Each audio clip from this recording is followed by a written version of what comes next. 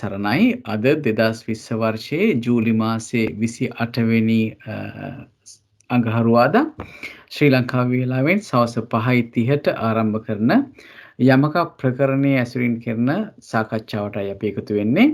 අදත් අපට යමක ප්‍රකරණයෙහි ඇති ධර්ම කරුණු පහදා දීම සඳහා ශ්‍රී ලංකාවේ සිට සම්බන්ධ වෙනවා සෝමාඩි සිල්ලා මහත්මිය. සෝමාඩි සිල්ලා මහත්මිය ඔබතුමියව ඉතාමත්ම ගෞරවයෙන් මේ සභාවට පිළිගන්නවා. ඒ වගේම ඔබතුමියට යොමු වෙනවා තෙරුවන් නමස්කාරයෙන් පසුව සාකච්ඡාව ආරම්භ කරන ලෙසට. තෙරුවන් සරණයි. නමෝ තස්ස භගවතෝ අරහතෝ සම්මා සම්බුද්දස්ස. නමෝ තස්ස භගවතෝ අරහතෝ සම්මා සම්බුද්දස්ස. නමෝ තස්ස භගවතෝ අරහතෝ සම්මා සම්බුද්දස්ස. බුද්ධං සරණං ගච්ඡාමි ධම්මං සරණං ගච්ඡාමි සංඝං සරණං ගච්ඡාමි.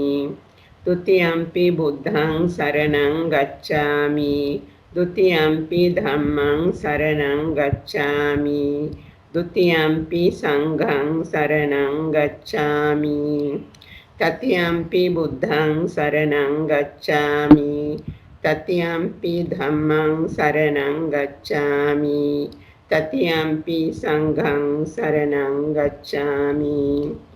පෙරවන් සරණයි. අද දින සාකච්ඡාව ආරම්භ කරමු. ස්ක්‍රීන් ෂෙයා කරන්න මොහොතක්. මම හිතන්නේ මේක 6 වෙනි සැසිය. ගිය වාර අපි සාකච්ඡා කළා අතීත වාරය ගැන. එතන ඉඳලා අපි පටන් ගනිමු. අද ආරම්භ කරන්නට තියෙන්නේ ගෙවර අතීත වාරයේ සහ අනාගත වාරයේ සාකච්ඡා කළා. නමුත් අනාගත වාරයේදී අන්තිම යමකය සම්පූර්ණයෙන් ඉවර කරන්න බැරි වුණා කියලා මට හිතුණා. ඒ නිසා අපි එතනින් පටන් ගනිමු. පෙළ පොතේ කොතනද කියන එකත් ඉස්සෙල්ලා බලලා ඉමු. හොඳයි. පෙළ පොතේ 68 වෙනි පිටුවේ තමයි අපි සාකච්ඡා කරන්න බලාපොරොත්තු වෙන ආරම්භක ස්ථානය 68 වෙනි පිටුවේ 15 වෙනි ඡේදයේ යස්ස යත් රූපක්ඛන්தோ උපජ්ජසති කියන පාඩයත් සමග ආරම්භ වෙන ඡේදය. යස්ස යත් යන්නේ අදහස් කරන්නේ පුද්ගල ඕකාස. යස්ස කියන්නේ පුද්ගල, යත් කියන්නේ ඕකාස.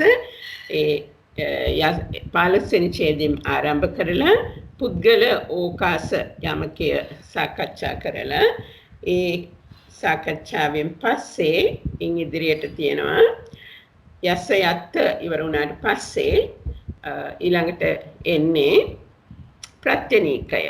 ප්‍රත්‍යනීකයේ යමක සියල්ලම වගේ සාකච්ඡා කරලා ඉවර කරන්න අපි බලාපොරොත්තු වෙමු. මහත්මිය අර දකුණු පැත්තේ ඇරෝ එකත් පොඩ්ඩක් ක්ලික් කරන්න. හොඳයි තේරුණා. හරි. ඉන් අනතුරුව අනාගත වාරය. එතකොට අපි අනාගත වාරයත් සාකච්ඡා කරලා බලමු ඉවර කරන්න පුළුවන් වේද කියලා. දැන් මෙතන අනාගත වාරයේදී නෑ මම හිතනවා මම පොඩ්ඩක් ආපස්සට ගියා වැඩි කියලා. අපි අතීත වාරය කතා කළා ඉවරයි. අනාගත වාරයේදී පුද්ගල ඕකාස යමකේ තමයි සාකච්ඡා කරන්න තියෙන්නේ. මම මේක ෆුල් ස්ක්‍රීන් දාලා අපි ආරම්භ කරමු. හරි.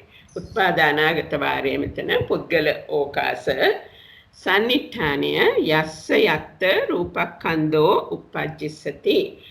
අපි හැමෝටම දැන් පැහැදිලි මේ සන්නිඨානයේ අදහස යමෙකුට යම් තැනක රූපස්කන්ධය උපදීනම්, ඒ කියන්නේ අනාගතයේදී උපදීනම් ඕහට එතන වේදනාස්කන්ධයත් උපදීද. ඒ දෙක එකතු වුණාම හැදෙනවා ඒ පුච්ඡාව පුද්ගලෝකාස අනුලෝම යමකයි.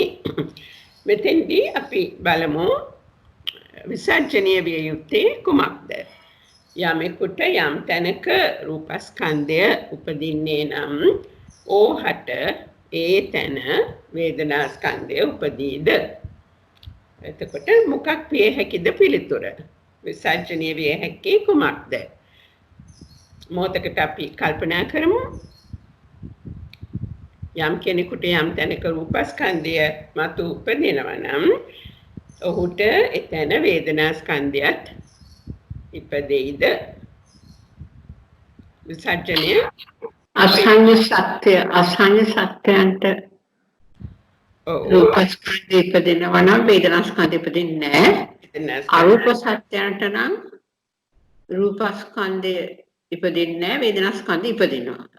අසංය සත්‍යයන්ට රූපස්කන්ධය ඉපදෙනවා, වේදනාස්කන්ධය ඉපදෙන්නේ නැහැ. ඉපදෙන්නේ නැහැ. හරි. තවත් අදහසක් තියෙනවද?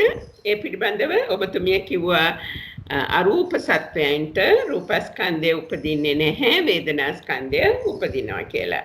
එතකොට මෙතන සන්නිට්ඨාණයෙන් මතු කරන ප්‍රශ්නේ තමයි යම් තැනක රූපස්කන්ධය උපදින්නේ නම් කියලා. එතකොට ඒ රූපස්කන්ධය උපදින්නේ නම් ඒ කියන්නේ උපදින ස්ථාන ගැන තමයි එයින් කාට එතනදී වේදනාස්කන්ධය උපදීද කියලායි අහන්නේ. හරි. හොඳයි. අපි තව කාට හරි යමු කියලා බලමු නේද? ඔව් කියන්න. පංචවෝකාරින්න අයතන වේදනාස්කන්ධය රූපස්කන්ධය දෙකම උපදිනවා නේද? ඔව්. හොඳයි. අපි බලමු විසර්ජනය. හරි. විසර්ජනය ඔබතුමිය කලින් කිව්වා වාගේ අසඤ්ඤ සත්‍යයේ සිටින ඕහට එහිදී. මෙතන අපි ඒට ටිකක් තේරුම් ගන්න තියෙනවා මේ අසඤ්ඤ සත්‍යය ගැන නෙමෙයි කියන්නේ අසඤ්ඤ සත්‍යයේ ඉන්න පුද්ගලයා ගැන. ඒ පුද්ගලයාට එහිදී රූපස්කන්ධය උපදී අනාගතයේදී. නෝච තේසං තත්ත වේදනාකන්ධෝ උපජ්ජස්සති इति. ඉතින් ඔබතුමිය කියපු දේ හරි. ඔහුට එතනදී වේදනාස්කන්ධය උපදින්නේ නැහැ. නෝච තේසං තත්ත. ඒකට ඒ කොටස හරි.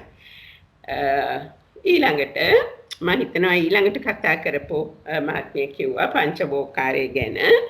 පංචවෝකාරාණං තේසං පංචවෝකාරී සිටින ඕහට එහිදී රූපස්කන්ධයත් ඉපදෙනවා, වේදනාස්කන්ධයත් උපදිනවා.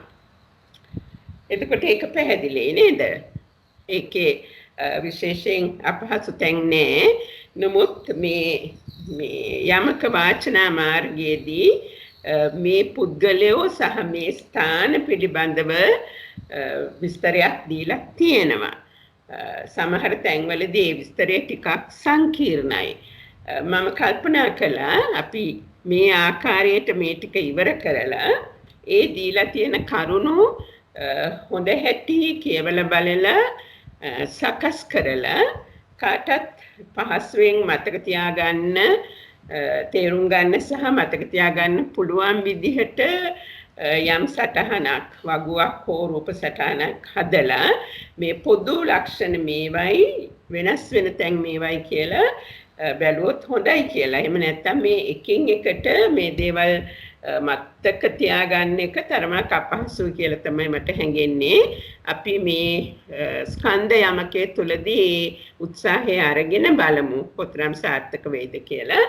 ඊට පස්සේ අපිට මේ ඉදිරියට ගෙනියන්න පුළුවන් වඩාත්ම හොඳින් තේරුම් ගන්න පහසු වෙන ක්‍රමය කොහොමද කියන එක. මම මේ ස්ලයිඩ්ස් වල පිටුවේ අංකයත් ඡේදයේ අංකයක් දැම්මා. පසුව පෙළපොත බලන්න පහසු වෙන ආකාරයට. දැන් පුද්ගලෝකාස අනුලෝමයට පස්සේ ඊළඟට එන්න ඕනේ යමකේ මොකක්ද? පුද්ගලෝකාස පටිලෝම. කොහොම හරි පුද්ගලෝකාස පටිලෝම. මේ පුද්ගලෝකාස පටිලෝමය බලමු.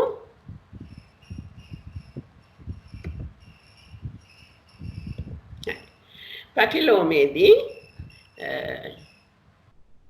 යස්සමාපන යත්ථ වේදනා කන්දෝ උපජ්ජිස්සති. අනුලෝමයේදී වේදනා ස්කන්ධය කියන කොටස ආවේ සංසයටයි. පටිලෝමයේදී ඒ කොටස සන්නිට්ඨානයට එනවා. එතකොට යම් කෙනෙකුට යම් තැනක වේදනා ස්කන්ධය මතු උපදින්නේ නම් ඕහට එහිදී රූපස්කන්ධය මතු උපදීද? හොඳයි, මොකක්ද එතකොට විසර්ජනය වෙන්නට ඕනේ? එතනදී විසර්ජනය අරූපස්කන්ධේ අරූපතලේ වේදනා ස්කන්ධය උපදිනවා, රූපස්කන්ධය උපදින්නේ නැහැ. උපදින්නේ නැහැ. ඒ විසර්ජනයට තව කොටසක් තියෙන්න පුළුවන්ද? තියෙන්න පුළුවන්. ඔව්, මොකක්ද? තියෙන්න පුළුවන්. මොකක්ද? අරූපතලයේ පිළිබඳව කියපු දෙය හරි. පංචවෝකාරී වේදනා ස්කන්ධය උපදින රූපස්කන්ධයත් උපදින. හොඳයි. අපි බලමු. හරියටම හරි නේද? ඉතින් බොහොමත්ම සන්තෝෂයි. ඒ විදිහට ඒ විසර්ජනය හරි හැටි ඉදිරිපත් කරන්න පුළුවන් වුණා ඔබතුමියට. ඒකෙත් අපි මේ පාලි භාෂාව ගැන ටිකක් බලමු. මොකද එතකොට අපිට විශේෂයෙන් මේවා පාඩම් කරන්න ඕන වෙන්නේ නැහැ. අරූපානං තේසං අරූප භූමියේහි ඕහට කියන්නේ එහි ඉපදිලා ඉන්න පුද්ගලයින්ට එහිදී වේදනා ස්කන්ධය වේදනා කන්දෝ කියන්නේ ඒක වචන පදයක් නේ. උපජ්ජිස්සති අනාගතයේදී පහළ වුවොත් පහළ වෙනවා. නොච තේසං තත් ඔහුට එහිදී රූපස්කන්ධය උපදින්නේ නැහැ. ඉතින් ඒක හොඳ හැටිම පැහැදිලි නේද? අරූප ලෝකයටත් එහි උපදින පුද්ගලයන්ටත් පොදුයි මේ ටික. යමක වාචන මාර්ගයේදී මේ උපදින පුද්ගලයෝ කවුද කියන එක ගැනත් යම්කිසි විස්තරයක් දීලා තියෙනවා. නමුත් අපිට තේරුම් ගන්න නම් මේ ටික ඇති කියලා තමයි මට හිතෙන්නේ. දැන් මේ සම්බෝධි විහාරයෙන් පවත්වන විභාග සඳහා නම් මම දන්න තරමට පහුගිය ප්‍රශ්න පත්‍රවල මේ තරම් ගැඹුරින් අහලා තිබුණෙත් නැහැ. විශේෂයෙන්ම වගේ විභාගයට නම් ලැබෙන්නේ මේ ඒ යමක වලට කොටස් බෙදලා යන ආකාරය සඳහන් කරන්න තමයි. නමුත් ඉතින් අපි මේ පිළිබඳව මම දන්නවා ගැඹුරින් කතා කරන්න සාකච්ඡා කරන්න තමයි උත්සාහය අපි එහෙම කරමු. එතකොට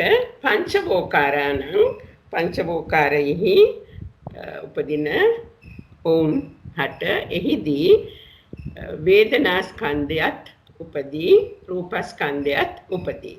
එතකොට මෙතන මතක තියාගන්න තියෙන්නේ සන්නිට්ඨාන ප්‍රශ්න අනුලෝමයේදී රූපස්කන්ධෝ වශයෙන් පටන්ගෙන සංසයේදී වේදනාස්කන්ධෝ රූපස්කන්ධය උපදී නම් වේදනාස්කන්ධයත් උපදීද පටිලෝමයේදී වේදනාස්කන්ධය උපදී නම් රූපස්කන්ධයත් උපදීද වශයෙන් මාරු වෙනවා රූපස්කන්ධයයි වේදනාස්කන්ධයයි.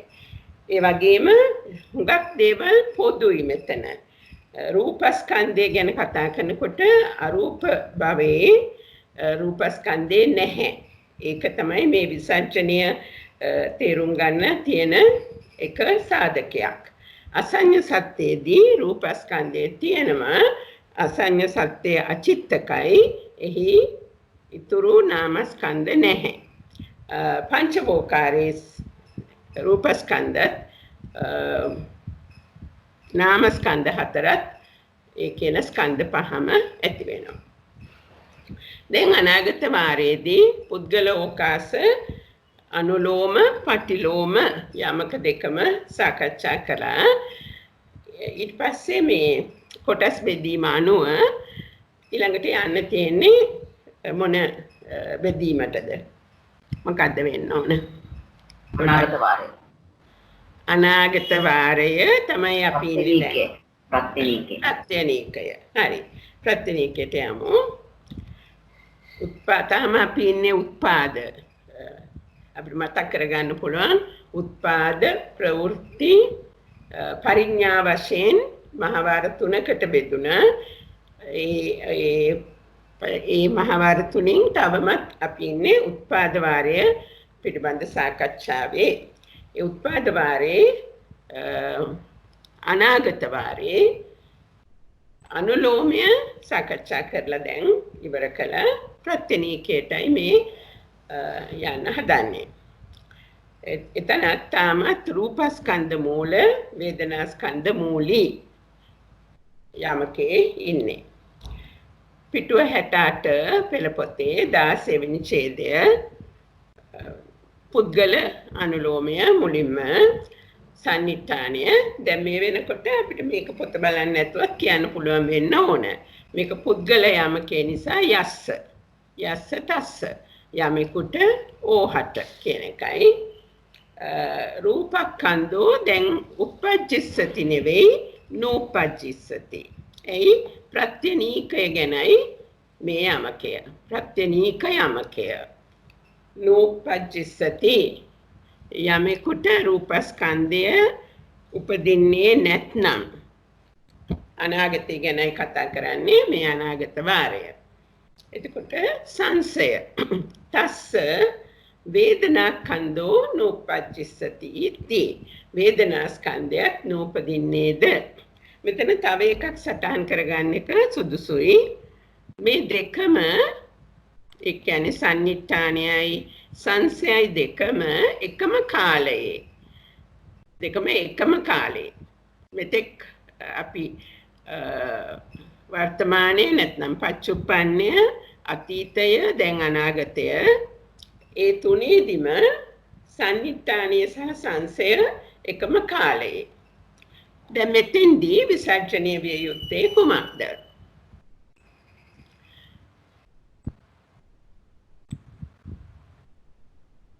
යස්ස රූපක්ඛන්தோ නූපජ්ජස්සති තස්ස වේදනාක්ඛන්தோ නූපජ්ජස්සති. පුද්ගලයෝ ඉන්නවද රූපස්කන්ධය නූපදින? ඒ අයට වේදනාස්කන්ධයත් නූපදින්නේ නැද්ද?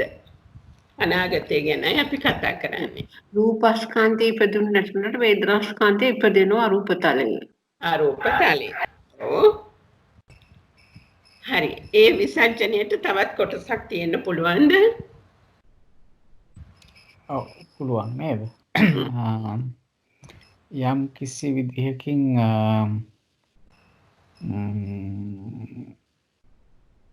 අරූප තලයෙන්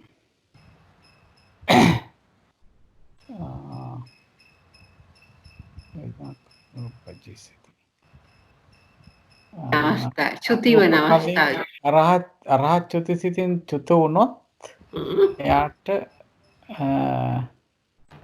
උපදින්නේ නැහැ වගේ හැඟීමක් එනවා. කොහොමද කියලා බලන්න.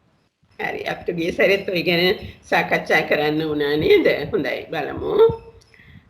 මෙතන තියෙනවා ඒ අරූපං උපජ්ජිත්වා පරිනිබ්බායිසanti. මෙතන මේ පිරිනිවීම, චුත වීම, පිරිනිවීම තමයි ප්‍රධාන සාධකයක් හැටියට එන්නේ.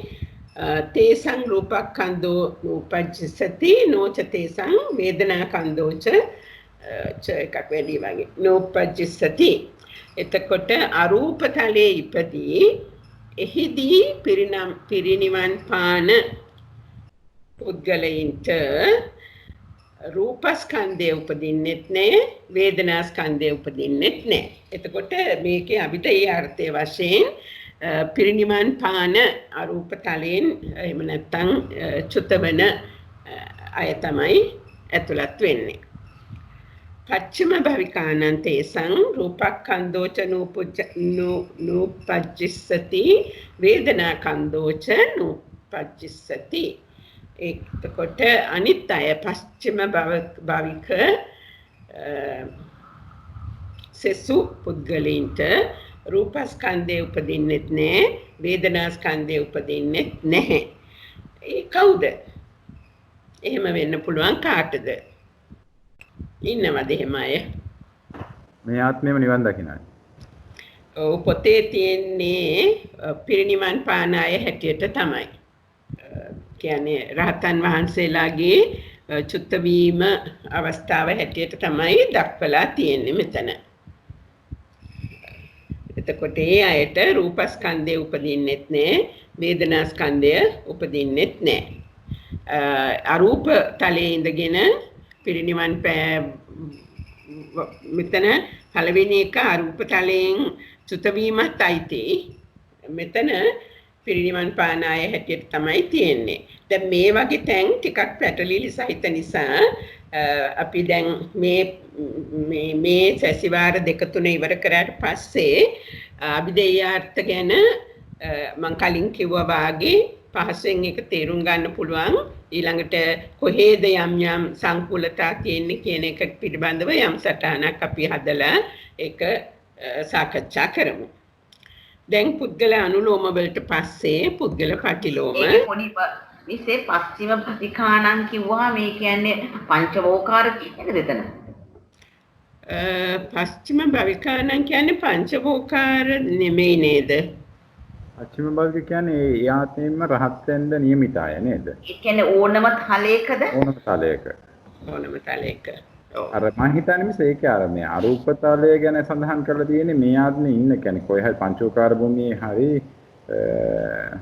පල්ලහ අරූප තලයක හරි කෙනෙක් වෙන්න ඕනේ ඊළඟ ආත්මේදී යා අරූප තලයේ පිරිනවම් පාන්න නම් තියෙන්නේ.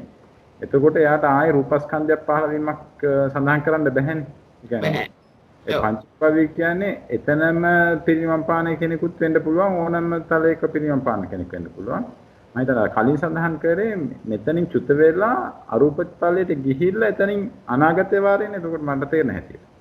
මමත් එහෙමයි තේරුම් ගත්තේ. මෙතන මේ වචනේ තියෙනවනේ අරූපං උපජ්ජිත්වා කියලා. අරූපෙහි ඉපිද පිරිනිවන් පාන කියන එක. ඇයි මිස් එතකොට අරූපේ ඒක විශේෂත්වයක් කරලා කිව්වේ? දැන් පස්සේ කියන්නේ ඕනෑම තලයක නම් ඒ තලයට අරූපයක් අයිති වෙනව නේද මිස්? ඔව් මෙතන කියවෙනවනේ අරූප තලයේ තියෙන විශේෂත්වයක් රූපකන්தோ නූපජ්ජිස්සති නොච තේසං වේදනාකන්தோච නූපජ්ජිස්සති නේද? වේදනාස්කන්ධේ නූපදින්නේ නොවේ කියන එක.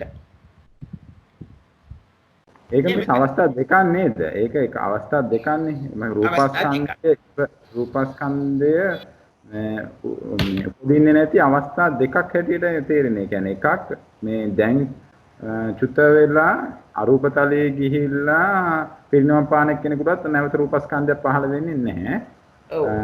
මේ ආත්මෙම පිරිනවම් පාන කෙනෙකුටත් ආය රූපස්කන්ධය පහළ වෙන්නේ නැහැ කියන එක නෙවෙයි කියලා තියෙන අවස්ථා දෙකනේ කියලා තියෙන්නේ. අවස්ථා දෙකකදී කියලා තියෙනවා. අපිට පුළුවනි ඒ යමක වාචනා මාර්ගයේ තියෙන ඡේදයක් කියවලා බලන්න. මම ඒක කියවන්නම්. පොඩ පිටුව කියන්නේ? පිටුව 69. දැන් මේ දෙකේ වෙනස තමයි මේ පොඩ්ඩක් ආපහු බලමු. මේකේ වෙනස පේන විදිහට පටලොමේ ගමු. පටලොමේ ගන්න මට්ටක් දෙන්න.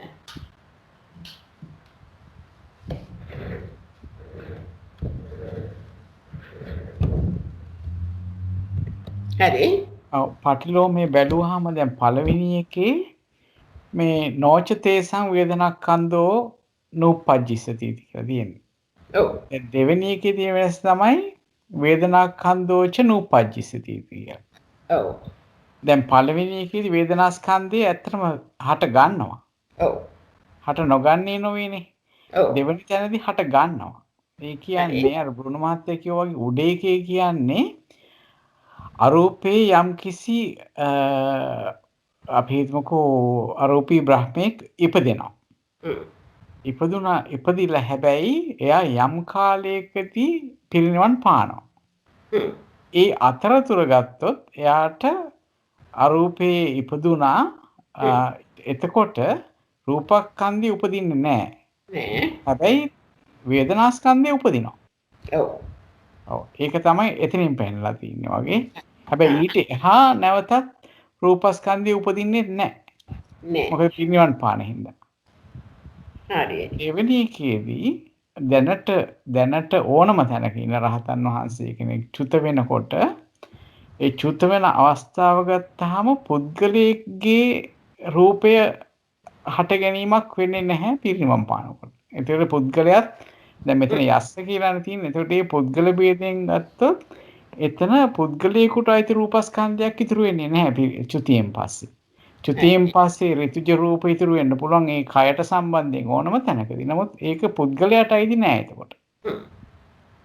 එතකොට රූපස්කන්ධය උපදින්නේ නැහැ. ඉන්පසුව එතකොට වේදනාව උපදින්නේ ඊට පසුව වේදනාවක් උපදින්නේ නැහැ. නෑ. ඒ යනවා කියලා තමයි හිතෙන්නේ මට හිතෙච්ච විදිහේ. ඒක තමයි. මේ යමක වාචනා මාර්ගෙත් බලමු අපි පොඩ්ඩක් නේද? බලමු මම කියවන්න. යමක වාචනා මාර්ගයේදී අනුලෝමය ගැන තමයි විස්තරය දීලා තියෙන්නේ 69 වෙනි පිටුවේ. යස්ස රූපක්ඛන්தோ නෝපජ්ජිස්සති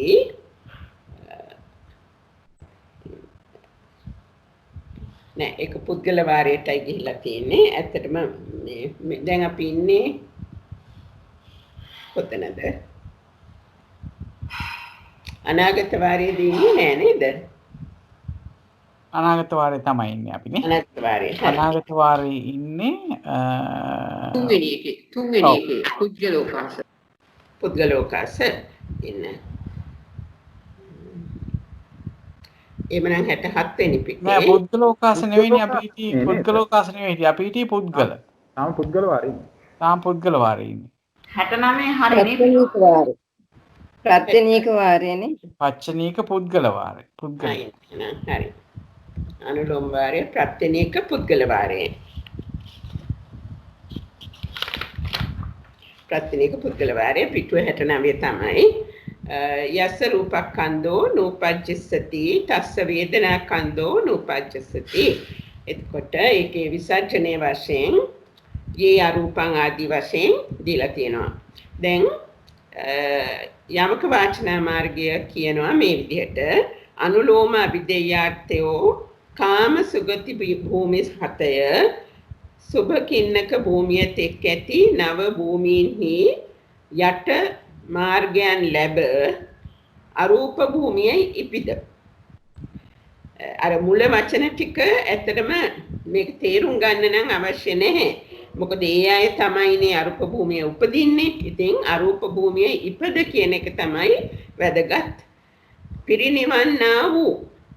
එතකොට අරූප භූමියේ ඉපිද පිරිනිවෙන්නා වූ පංචවෝකාර භූමීන්හි උපදින්නා වූ ත්‍රි හේතුක පෘථග්ජන පුද්ගලයාය උපදින චුතවන යටපලස්තයන් තිදෙනාය අරූප භූමියෙහි මතුමත්ෙහි ඉපද පිරිනිවෙන්නා වූ අරූපෙහි උපදින චුතවන යටපලස්ත පුද්ගලයන් තිදෙනාය යන මොහු ලැබෙති.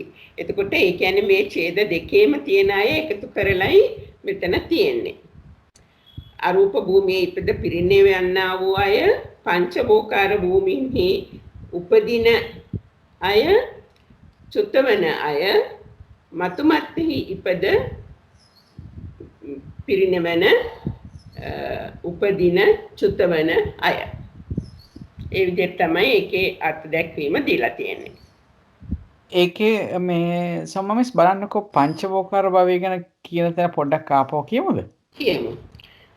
පංචවෝකාර භූමීන්හි උපදින්නා වූ ත්‍රි හේතුක පෘථග්ජන පුද්ගලයා.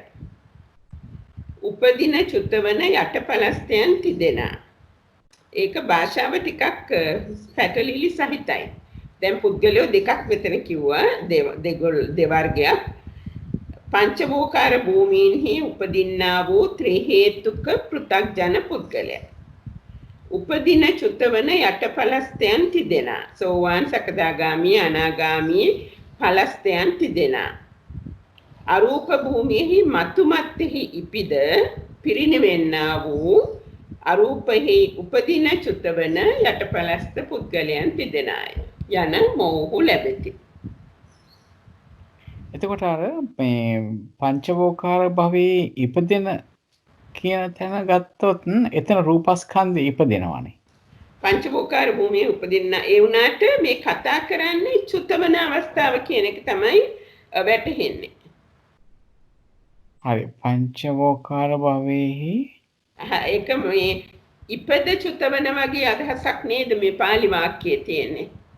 වෙන්න ඇති ඉපදීමටම රහත් වෙනවයි කියන එක නේද ඔය කියන්නේ පංචෝ කියන්නේ ත්‍රි හේතුක හරි යටපලස්තයන් හරි කියන්නේ අන්තිම කොහොම හරි ඒ භවයේ පිරිනිවන් පානවයි කියන එක නෙවෙයි කියන්නේ නේද? එහෙම කියනවාද කියන එකත් සැකයි මොකද යටපලස්තයන් තිදෙනා. එහෙම එකක් හැබැයි කියලාත් නෑ මේක. දැන් මේ රහත් වෙනකට සුත වෙනවා කියලා තමයි තියෙන්නේ. පිරිනිවන් පානවයි කියලා එකක් කියලා නැහැ. කියලා නැහැ. ඒ හැබැයි මෙහෙමයි, පංචවෝකාර භූමියේ ඉපදෙලා ඒ පංචවෝකාර භූමියේ අනාගාමී වලේ වෙලා ඊට පස්සේ අරූපලංගලට යන එකක් වගේ නේද එතන අදහස් වෙන්නේ. අර මෙතන එහෙම තියෙනවා ඊළඟ කොටස හැටියට ඊළඟ පුද්ගලයෝ හැටියට අරූප භූමියේහි මතුමත්ෙහි ඉපද පිරිනිවෙන්නා වූ කියන එක තියෙනවා. ආයි තියෙනවා අරූපෙහි උපදින චුතවන යටපලස්තයන් තිදෙනා. ඒ කියන්නේ පංචවෝකාර භූමියේ ඉපදින චුතවන යටපලස්තයොත් වෙනවා අරූප භූමියෙහි ඉපද පිරිනිවන අයත් වෙනවා. ආයි අරූප භූමියේ ඉපදිලා චුතවන යටපලස්ත පුද්ගලයොත් වෙනවා. ඒ පුද්ගලයෝ වර්ග ගණනාවක් එනවා. මම තව එක සැරයක් මේ පුද්ගලයෝ ගණනාව කියන්නම්. පංචවෝකාර භූමීන්හි උපදින්නා වූ ඔන්න පළවෙනි වර්ගය ත්‍රි හේතුක පෘථග්ජන පුද්ගලයා. එයාට මේක අදාළ වෙන්නේ කොහොමද? පංචවෝකාර භූමියේ උපදින ත්‍රි හේතුක පුද්ගලයාට මේක අදාළ වෙන්න පුළුවන්. එයා රහත් වෙලා පිරිනිවන් පානවා නම් තමයි. නැත්තම් කොහොමද එහෙම ත්‍රි හේතුක පුද්ගලයෙකුට පංචවෝකාර භූමියේදී මේකෙදි මට තේරෙන්නේ ඔයක මේ එකම එකකටම ඇවිල්ලා තියෙන්නේ නේද? පොඩ්ඩක් ඒක බලන්න මේ මෙහෙම ගන්නකො මේ පොඩ්ඩක් ඒක දැන් අර පංචවෝකාර භූමියත් එක්ක ඇති නව භූමියන්හි යට මාර්ගයන් ලැබ අරූප භූමියෙහි ඉපද පිරිනිවෙන්නා වූ කියන ඒ අය කවුද කියන එක තමයි ඊට පස්සේ කියලා තියෙන්නේ. පංචවෝකාර භූමියෙහි උපදින්නා වූ ත්‍රි හේතුක ඒ අයනේ. දැන් ඒ කට්ටිය තමයි ඒ අර භූමියට ගිහිල්ලා පිරිනිවන් පාන්නේ කියන එක දෙවෙනි කැලණි කියන්නේ. ඔව් ඒක තමයි කියලා. ඔව් ඒ කියන්නේ පංචවෝකාර භූමියන්හි උපදින්නා වූ ත්‍රි හේතුක පෘථග්ජන පුද්ගලයාය උපදින චුතවන යටපලස්තයන් තිදෙනාය කියන්නේ ඒ අයට තමා පුළුවන් අරූප මේ භූමියේ පිරිනිවන් පාන්න. පිරිනිවන් පාන්න. එතකොට බ්‍රුණ මහත්තයා එතන පුළුවන්ද අනාගාමී ආර්යයන් වහන්සේ කෙනෙකුට අරූපේ උපදින්න? එහෙම එකක් තියෙන හැබැයි යටපලස්ත කියලා තමයි කියලා තියෙන්නේ. හැබැයි ඉතින් එහෙම බලනකොට කාම භූමියේ ඉන්න අනාගාමී වහන්සේ කෙනෙකුට පුළුවන් නේද? මේ ලෝකේ ඉන්න අර අනාගාමී වෙනවා ඊට පස්සේ අරූපතලේ ඒ ධ්‍යාන වඩපු නිසා අරූපතලේ ඉපදිනවා. එතනින් පිරිනමන පානවා. පුළුවන් නේද? එනවනේ. ඔව්. එහෙම වෙන්න පුළුවන්. ඒ කියන්නේ මේ අනාගාමී වහන්සේ කෙනෙකුට අරූපතලේ ඉපදෙන්න පුළුවන් කියන එකද? පුළුවන් නේද? කියන අපි ඔය ප්‍රශ්නේම මතුවුණා අපිට. ඔව් ඒක තමයි. මම තමයි අපි කිව්වේ අර මේ මම හිතන ශ්‍රීමති මහත්මිය අපිට විස්තර කරලා දුන්නේ මේ කියන්නේ අර අසංකාර පරිනිබ්බයි සසංකාර පරිනිබ්බයි ඊට පස්සේ අර අගනිට්ට උද්දන්සෝත අගනිට්ට ගාමී කියලා කොටසකුයි පළවෙනි එක මට මතක නෑ මේ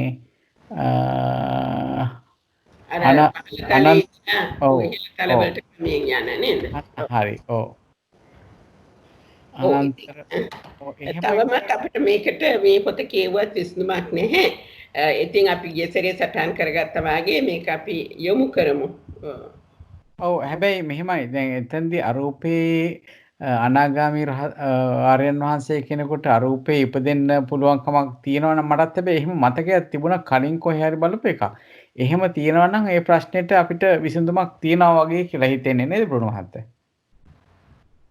සාමාන්‍යයෙන් අර ධර්ම කරුණු අර කියන්නේ මෙච්චර ඩීප්ලි බලන්නේ නැතු උඩින් බැලුවොත් අර කරුණු තේරෙනවා. අර විසර්ජනාව බලනකොටම තේරෙනවා අරූපතලේ පිරිනිවන් පාන්න ඕනේ. අරූපතලයට ගිහිලා පිරිනිවන් පාන්න ඕනේ නැත්නම් මේ ආත්මයේදීම පිරිනිවන් පාන්න ඕනේ කියන එක නේද? ඒ දෙකින් කෙනෙකුට මේ වේදනා ස්කන්ධය එනකොට රූප ස්කන්ධයක්වත් මේ එන්නේ නැහැ කියන අදහස එන්නේ. ඔව් නමුත් අරූප තලයේ මෙහෙම බලන්න අරූපයේ ඉපදී පිරිනිවන් පාන පුද්ගලයාට රූපස්කන්ධේ නූපදී වේදනාස්කන්ධේද නූපදින්නේ නොවේ කියලානේ තියෙන්නේ. එතන වේදනා ස්කන්ධය ඉපදෙනවනේ මිස්. ඒව පිරිනිවන් පානවා නම් වේදනාස්කන්ධය උපදින්නේ කොහොමද? ඒ නිසා මෙතන යම් දෙයක් තියෙනවා නේ. එතන මේ එයා ඉපදිලා පිරිනිවන් පෑවෙන් පස්සේ තමයි ආයෙත් එයාට රූපස්කන්ධයක් ඉපදෙන්නේ නැති තත්වයකට යන්නේ. පුද්ගලනේ. එයාට මට විස්තර කරගන්න තේරෙන්නේ නැහැ හරියට. ඒ රූපස්කන්ධය අනාගතයේදී රූපස්කන්ධයක් නූපදින කෙනෙක් නූපදිනවා නම් එයාට වේදනාස්කන්ධයක් නූපදිනවාද කිව්වොත් අර తත්වය පහු කරපුවාම තමයි එයාට රූපස්කන්ධයක් උපදින්නේ නැහැ වේදනාස්කන්ධයක් උපදින්නේ නැති තැනක එන්නේ කියන එකයි ඔයා විස්තර කරන්නේ. මම හිතන්නේ අර තත්වල් දෙක විස්තර කරලා තියෙනවා අරූපයේ ඉපදිලා ඒතකොට වේදනාස්කන්ධයක් තියෙනවා. හැබැයි එතන රූපස්කන්ධයක් උපදිලා නැහැ. වේදනාස්කන්ධයක් උපදිනවා. හැබැයි යාට ඊට පස්සේ රූපස්කන්ධයක් උපදින්නේ නැහැ. වේදනාස්කන්ධයක් උපදින්නේ නැහැ. පිරිනිවන් පාන අවස්ථාවේදී. හැබැයි මේ ආත්මෙදිම පිරිනිවන් පානවා නම් කෙනෙක් එයාට රූපස්කන්ධයක් නූපදිනවා. වේදනාස්කන්ධයකුත් නූපදිනවා. අර මේ තත්ත්වවල දෙක තමයි මම හිතන්නේ අර සූක්ෂම විස්තර කරලා තියෙන වගේ මට තේරෙනවා. මම වැරදිද? ඒක එහෙම කිව්වහම පැහැදිලි. නමුත් මේ පොතේ තියෙන සමහර වචන නේද? ඒ කියන්නේ ත්‍රි හේතුක පෘථග්ජන පුද්ගලයා ගැන මෙතන කියන්නේ. උපදින චුතවන යටපල එයාටනේ එතකොට ඒ ත්‍රි හේතුක පුද්ගලයෙකුට පමණයිනේ මේ ආර්ය භූමියට යන්න පුළුවන්නේ. ඔව්. එහෙමනම් මේ අය ඔක්කොම එකතු කළාම මේ කතා කරන්නේ පිරිනිවන් පාන අවස්ථාව ගැනද? හරි. එහෙමද? පිරිනිවන් පාන අවස්ථාව කියන්නේ මේ එකක් පිරිනිවන් පාන අවස්ථාව වෙන්න පුළුවන්. අනිත් එක තමයි පංචවෝකාර භවයෙන් නික්මිලා අරූපයට යන තැන. එතකොටත් ආපහු රූපස්කන්ධයත් නූපදිනවා. එතනදී පිරිනිවුනොත් වේදනාස්කන්ධයත් නූපදිනවා. අරූපී ඉපදිලා පිරිනිවන් පෑවොත් මේ එතනදී ඉපදෙන ඒ කියන්නේ ප්‍රතිසන්දීදී ඇත්තටම රූපේ ඉපදෙන්නේ නැහැ. නමුත් වේදනාස්කන්ධය ඉපදෙනවා. ඒක කියන්නේ මෙතන නොචිතේසං වේදනාඛන්‍දෝ නූපජ්ජිසති කියලා. හැබැයි පිරිනිවන් පෑවොත් ඊට පස්සේ වේදනාස්කන්ධය ඉපදෙන්නේ නැහැ කියන එකයි. දැන් අන්තිම කෙලවර කොහොම හරි කෙලවරවල් දෙකක් තියෙනවා. එකක් තමයි පංචවෝකාර භවයක ඉපදිලා පිරිනිවන් පාන අවස්ථාව. එතකොට එතනදී පිරිනිවන් පාන චුතිසිත ගත්තොත් එතන රූපස්කන්ධය උපදින්නෙත් නැහැ. පංචෝකාර භවය කියලා කියන්න බෑනේ ජයන්ත මත. ඒකට ඕන භවයක් එනවා නේද? ඒකට ඕන භවයක් එනවා. ඒ දැන් අතන වෙනම කතා කරන හින්දායි මම ඒක වෙනම ගත්තේ. ඕනම භවයක වෙනවා. නමුත් මේ පල්ලෙහා කොටසේ පෙන්නලා තියෙන්නේ මේ කොටසට අයිති වෙනවා පංචවෝකාර භවයක්. ඔව් පංචවෝකාර භවයේ හෝ අරූපයේ හෝ චුත වෙන රහතන් වහන්සේ කෙනෙකුගේ ඒ චුති අවස්ථාව ගත්තොත් එතනදී රූපේ ඉපදෙන්නෙත් නැහැ වේදනාව ඉපදෙන්නෙත් නැහැ කියලා ඊට පසුව ඊළඟට ආපහු ගත්තොත් එහෙම සාමාන්‍යයෙන් පංචවෝකාර භවයක් එතනදී යම් කිසි කෙනෙක් ආර්ය භූමියට ඇතුළත් වෙලා ඉන් පසුව අරූප ලෝකයේ ප්‍රතිසන්දියක් ගන්නවා ඒ ප්‍රතිසන්දියෙන් පස්සේ චුත වෙන අවස්ථාව පිරිනිවන් පාන අවස්ථාව ගත්තොත් රහත් ඵලයටපත් වෙලා එතකොට අර උඩ කොටසෙන් ඒක අවසාන කොටසත් මේ ආර්යයන් වහන්සේ මේ පංචවෝකාර භවයෙන් වගේ තැනක චුත වෙන අවස්ථාව වත් ගන්න වෙනවා. ජයතමාන්ත ඒක හරි. ඒක එතනදී මේ පච්චිම භවිකාණන් කියලා තියෙන එක පොඩ්ඩක් ප්‍රශ්නයක් නේද? විස්තර කරලා තියෙනවා. ඒක විස්තර කරලා තියෙනවා. ජයතමාන්ත උඩ කියලා තියෙන්නේ සම්පූර්ණ අර අරූපතලයේ ඉපදින අවස්ථාව තමයි කියලා තියෙන්නේ. ඊට පස්සේ කියලා තියෙන පච්චිම භවික කියන්නේ මිස් ඊළඟ කොටස කියවන්න එතකොට පැහැදිලි වෙනවා. හරි. පච්චිම භවික දෙවෙනි ඡේදය නේද? එතෙන්දි පස්චිම භවික කියන එකේ නම් පැහැදිලි කිරීමක් නැහැ. නමුත් මම කියවන්නම්. පස්චිම භවික චතුවෝකාර පංචවෝකාර භූමීන්හි උපදින චුතවන ත්‍රි හේතුක පෘථග්ජන පුද්ගලයා යටපලස්ත පුද්ගලයන් තිදෙනා චුතවන්නා වූ රහතන් වහන්සේ. ඒ කියන්නේ චතුෝකාර පංචවෝකාර භූමියන් වල උපදින චුතවන ත්‍රි හේතුක පෘථග්ජන පුද්ගලයෝ. එහෙම කියන්නේ යම්කිසි හේතුවක් ඇති නේද? මේ පස්චිම භවික කියන එකේ හරිය අත දැක්වීමක් දන්නවද කවුරු හරි? කොමාරි ඒ ත්‍රි හේතුක පුද්ගලයෝ පස්චිම භවික කියන්නේ දැන් සෝවාන් වුණාන් පස්සේ ආත්ම 7යි කියලා කියනෝනේ නැවත උපදින්නේ. එතකොට 8වෙනි භවයක් නැහැ. එතකොට එන්නේ 7වෙනි ආත්ම භවයේ උපදින අයට තමයි කියන්නේ පස්චිම භවිකයෝ කියලා. එයා නැවත උපදින්නේ නැහැ. 8වෙනි භවයක් නැහැ කියන එක තමයි. හතේදී කොහොම හරි මාර්ගඵල නිවන අවබෝධ කරගෙන තමයි එතනින් පිරිනිවන් පාන්නේ. ඒක තමයි පස්චිම භවික කියන්නේ. මෙහෙමත් වෙන්න පුළුවන්. මේ භවයේත් නිවන් දකින්න අයට පස්චිම භවිකය කියලානේ කියන්නේ. මේ භවයේම. ඔව් එහෙමත් කියන්නේ. ඒ කියන්නේ මේ අවසාන භවය තමයි පස්චිම භවක කියන්නේ. අවසාන භවය. අවසාන භවයේ අඟුලිමාල් රහතන් වහන්සේටත් කියනවා පස්චිම භවිකයි කියලා. ඒ කියන්නේ කොහොමත් මේ ආත්මෙම ඒ රහත් වෙනවා කියන එක තමයි තියෙන්නේ. ඒකට මේ කොටස් 3ක් 4ක් අයිති වෙන්න පුළුවන්. ඒ කියන්නේ යටපලස්ත අන්තිම භවයට එන අයත් වෙන්න පුළුවන්. සමහර විට මේ පු탁ජන ඉපදිලා මේ රහත් ඒ ආත්මෙදිම සම්පූර්ණ රහත් වෙලා ඒ භවයෙන්ම චුත වෙන්නත් පුළුවන් කියන එක තියෙනවා. මට තේරෙන හැටි ඒක තමයි පංචික භවික කියන්නේ. එහෙම ගත්තොත් නම් මේක තේරුම් ගන්න පුළුවන්. ඒ මොකද ත්‍රි හේතුක පෘථග්ජන පුද්ගලයා කියන වචනයක් දීලා තියෙන්නේ එම කෙනෙකුට විතරයිනේ.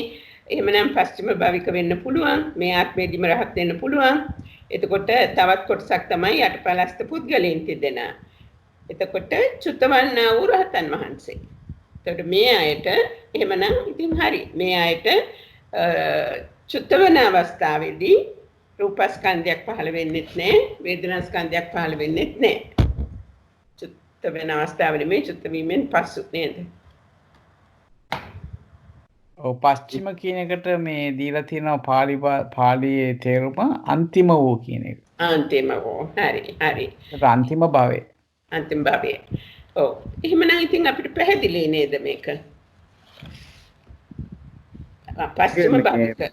ඔව් පැහැදිලි මිස අර වැඩිපුර වචන කියලා තියෙන එකකින් තමයි යම්කිසි ඔව් ඒක තමයි හැමතිස්සෙම වෙන කියපුවාම තමයි පොඩ්ඩක් අර පැටලෙන ගතියක් එන්නේ. මොකද ඒක? ඔව්.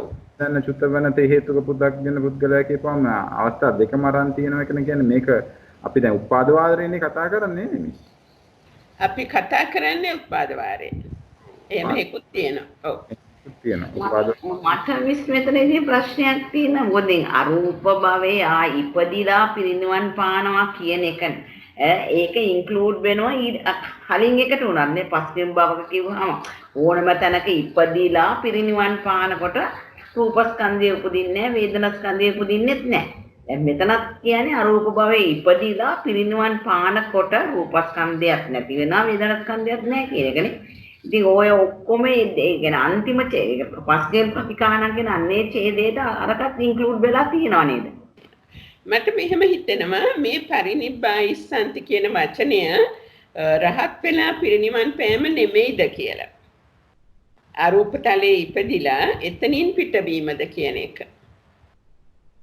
මෙතන තියෙනවා රහත් වෙලා පිරිනිවන් පෑම. මොකද මේක පස්චිම භවය නිසා. මේක රහත් නොවි පිටවීමක් නම් නෑ එතකොට කියන්න පුළුවන් කමක් නෑ නේද මිස් රූපක්ඛන්ධෝ නූපජ්ජිසති කියලා. නූපජ්ජිසති කියලා කියන්නත් බෑ තමයි. ඔව්. ඒක මිස් මම හිතන්නේ අවස්ථා දෙක කියලා තියෙන්නේ. අර සුවිමු කියලා තියෙනවා අරූපතලයේ ඉපදිලා රූපස්කන්ධයක් දෙව අනාගත වාරේනේ.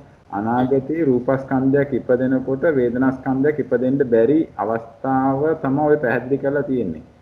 දැන් මට කියමු මම මේ මාත්මේ දැන් රූපස්කන්ධයක් එක්ක ඉපදිලා තියෙනවා දැන් පංචෝකාර භවයේ මට අනාගතයේදී රූපස්කන්ධයක් නූපදිනකොට වේදනාස්කන්ධයක්වත් වේදනාස්කන්ධයක් නූපදින අවස්ථාවක් හැටියට අරක මට හිතා ගන්න පුළුවන්. හැබැයි මටම අර දෙවෙනි අදහස හැටියට මට අනාගතයේ රූපස්කන්ධයක් නූපදින අවස්ථාවක වේදනාස්කන්ධයක් උපදින්න බැරි අවස්ථාවක් ගැන හිතා ගන්න පුළුවන් එකක් තියෙනවා. මට අර අර වැඩිපුර අර මේ හේතුක ප්‍රතිසන්දී ඔක්කොම දාපුවම තමයි මට හිතා ගන්න බැරි ඒ සුති ඒ ඔක්කොම මොකක්ද ඒ தත්ත්වය කියන එක. නැත්නම් අර මේ කියලා තියෙන විසර්ජනාව නම් පැහැදිලි වෙනවා කියන එක තමයි තේරෙන්නේ. ඔව්. දැන් ඉතින් අපි ඉදිරියට යමු නේද? හොඳයි. කොහොමද අපි ඉදිරියට? තේරුම් සරණයි. තවත් පොඩි ප්‍රශ්නයක් මම අහන්නද? හොඳයි. දැන් ලෝකේ මේ රූපස්කන්ධයේ ඉපදෙන්නේ නැහැ. නමුත් වේදනාස්කන්ධයේ ඉපදෙනවා. ඒකට හැඟීමක් එතන කියවෙනවද කියන එක මට පොඩි ආයෙ කියන්න ඔබතුමාගේ ප්‍රශ්නේ පැහැදිලි වුණේ ආයෙ පාරක් කියන්න. හොඳයි තෙරුවන් සරණයි. ඒ රූපස්කන්ධයේ ඉපදෙන්නේ නැහැ. නමුත් කොහෙද මොළෙන් ආපහු කියන්නේ අරූපේද? ඔව්. කියන්නකෝ. ඒතකොට ඒකක් කියවෙන්න ඕනේ නැද්ද මේ විසර්ජනයේදී? ඒ කියන්නේ ඒක කියවිලා තියෙනවනේ. ඒක කියවෙනවනේ උඩ නේද? උඩ කියවෙනවා. ඒකේම කියවෙනවා. ඒක මේ අර තේසං වේදනාකන්දෝච නූපජ්ජන් සිටි කියලා කියනවා නේද? නොකිවිය යුතුයි කියන එක නේද කියන්නේ මෙතන? ඔව් රූපස්කන්ධ අනාගතයේදී රූපස්කන්ධයක් පහළ නොවේ. ඒ කියන්නේ අරූප ලෝකයේ ඉපදිලා පිරිනිවන් පාන අයට එහිදී යස්ස තස්ස එහිදී නෙමෙයි එහිදී රූපස්කන්ධයක් පහළ නොවේ. වේදනාස්කන්ධයක් පහළ නොවන්නේ නොවේ. ඒකට කියලා තියෙනවනේ එතන වේදනාස්කන්ධය පහළ වෙනවයි කියලා. ඔව්. අනිත් එක අපි මේ කතා කරන්නේ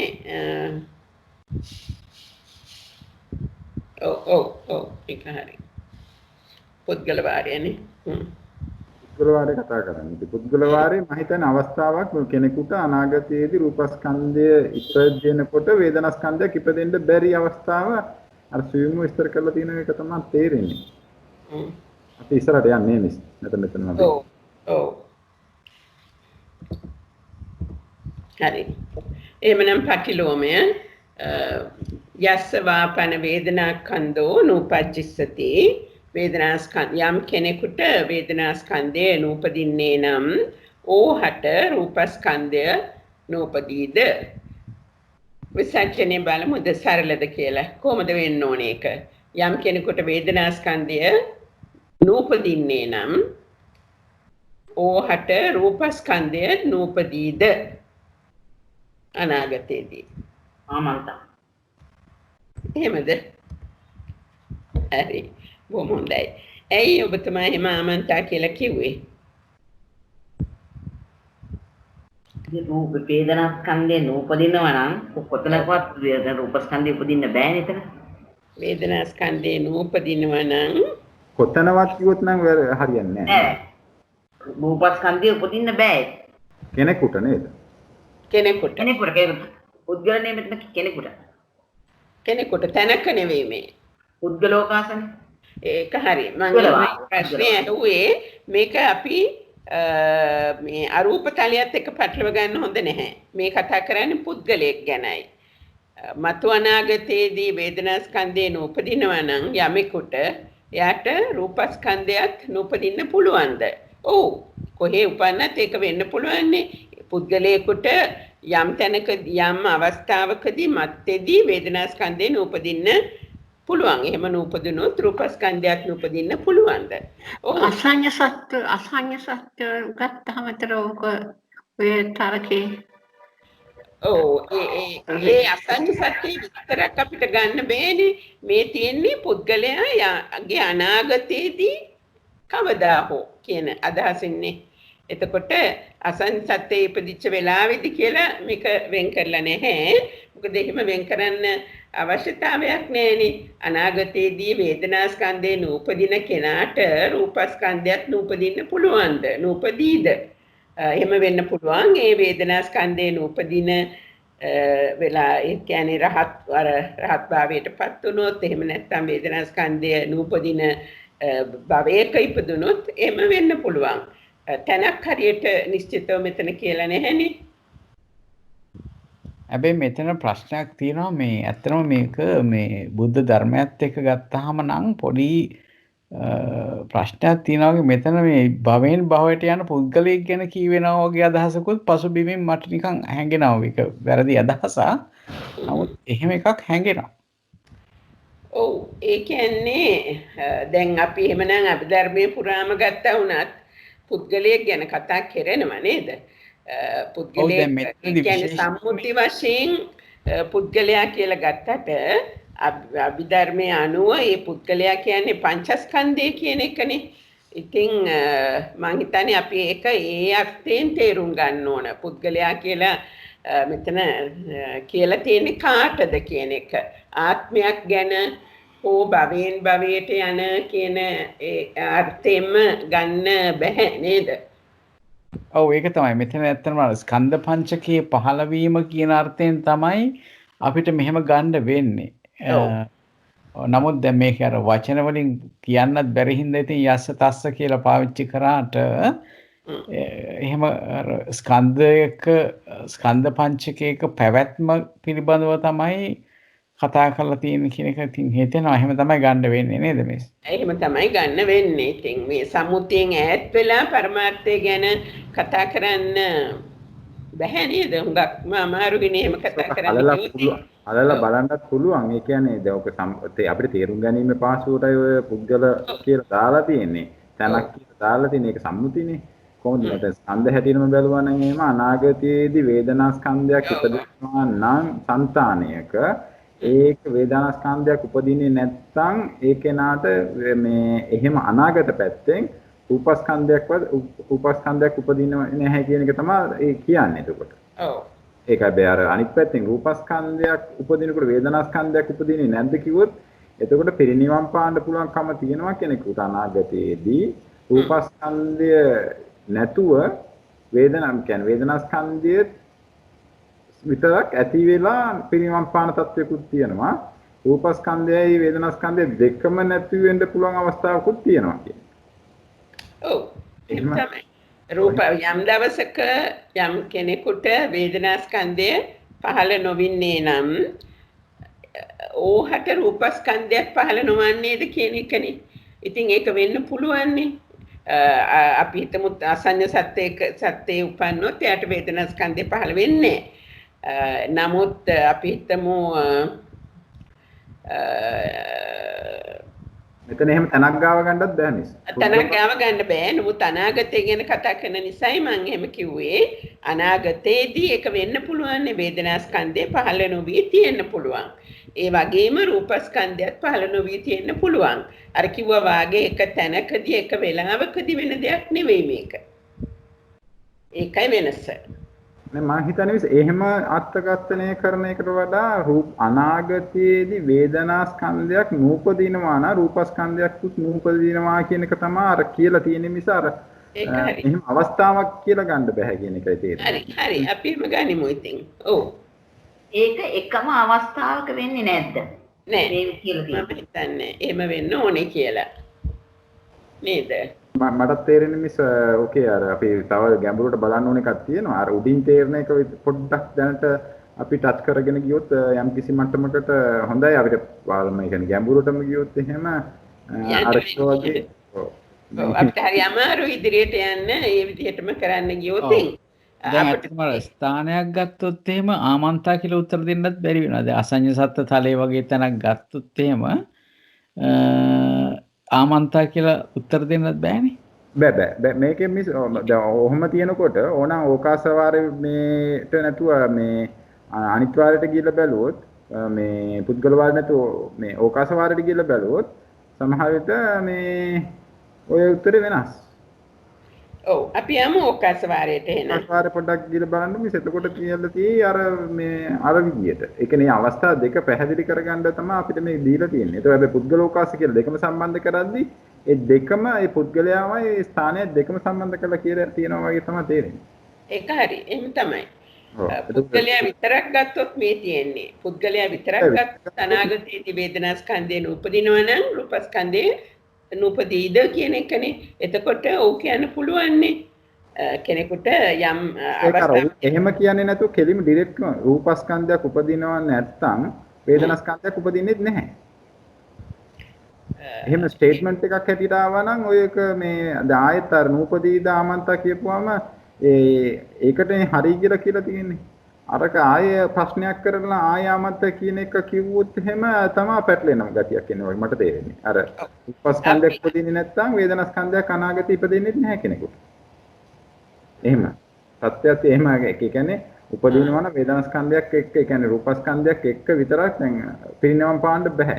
ඒ කියන්නේ අසඤ්ඤතලයේ කවදාකවත් පිරිනවම් පාන්න දැන් උදාහරණයකට අසඤ්ඤතලයේ පිරිනවම් පාන්න පුළුවන් තත්ත්වයක් තිබුණා නම් මේ උත්තරේ වෙනස් වෙනවනේ.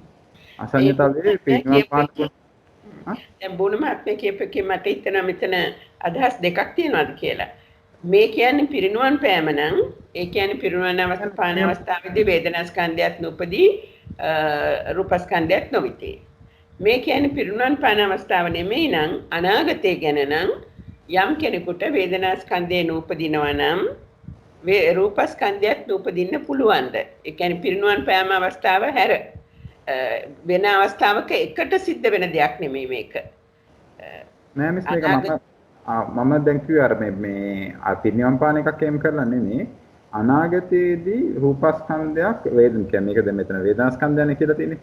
වේදනාස්කන්ධය පහළ වෙන්නේ නැත්තම් කෙනෙකුට කියන්නේ එහෙම වෙන්නේ නැත්තම් රූපස්කන්ධය පහළ වෙන්නේ නැහැ කියන එක තමයි අර ස්ටේට්මන්ට් එක හැටියට එන්නේ. දෙන්න පුළුවන් නේද? එතකොට ඒක හරි. දැන් මේ උත්තරේ මෙහෙම කියන්න බෑ අරූපතලයේ කියන්නේ අසඤ්ඤතලයේ කෙනෙක් පිරිනවම් පාන්න පුළුවන් තත්ත්වයේ තිබ්බයි කියමුකෝ. එතකොට ඔක කියන්න බෑ ආමත කියලා. මට තේරෙන එක. ඒක වේදනාස්කන්ධයේ පිරිනුවන් පාන පුද්ගලයාට පිරිනුවන් පාන තැනත්තාට පිරිනුවන් පාන අවස්ථාව ගත්තොත් අපිට කියන්න බෑනේ අනාගතය කියලා. නෑ මිස් මෙහෙමයි අනාගතය කියන්න බෑ. හැබැයි ඒතකොට ඒ පුද්ගලෙක් ඉන්නවා කියමුකෝ එයා ඊළඟ ප්‍රතිසන්දිය යන්නේ අසඤ්ඤතලයට කියලා. බැරි වෙලා අපි මේ උදාහරණයක් ගමු අසඤ්ඤතලයට යන්නේ. එයාට එතකොට වේදනාස්කන්ධයක් ඉපදින්නේ නැහැ. හැබැයි රූපස්කන්ධයක් උපදිනවා අනාගතයේදී යාට. හැබැයි එතනින් පිරිනවම් පානවා. ඒක ආමන්ත කියලා කියන්න බැහැනේ. එයාට මේ අවස්ථාවක් තියෙනවා. ඒ අනාගතයේදී එයාට රූපස්කන්ධය තියෙනවා. ඒ කියන්නේ වේදනාස්කන්ධය නූපජ්ජති. රූපස්කන්ධ නූපජ්ජති කියලා කියන්න බෑ. රූපස්කන්ධය තියෙනවා. හැබැයි ඊට පස්සේ එයාට වේදනාස්කන්ධය කාය ඇති වෙන්නේ නැහැ නේ. කියන්නේ කල්ප ගානක් ඉස්සරහට ගමුකෝ කෙනෙක් පුද්ගලෙක්.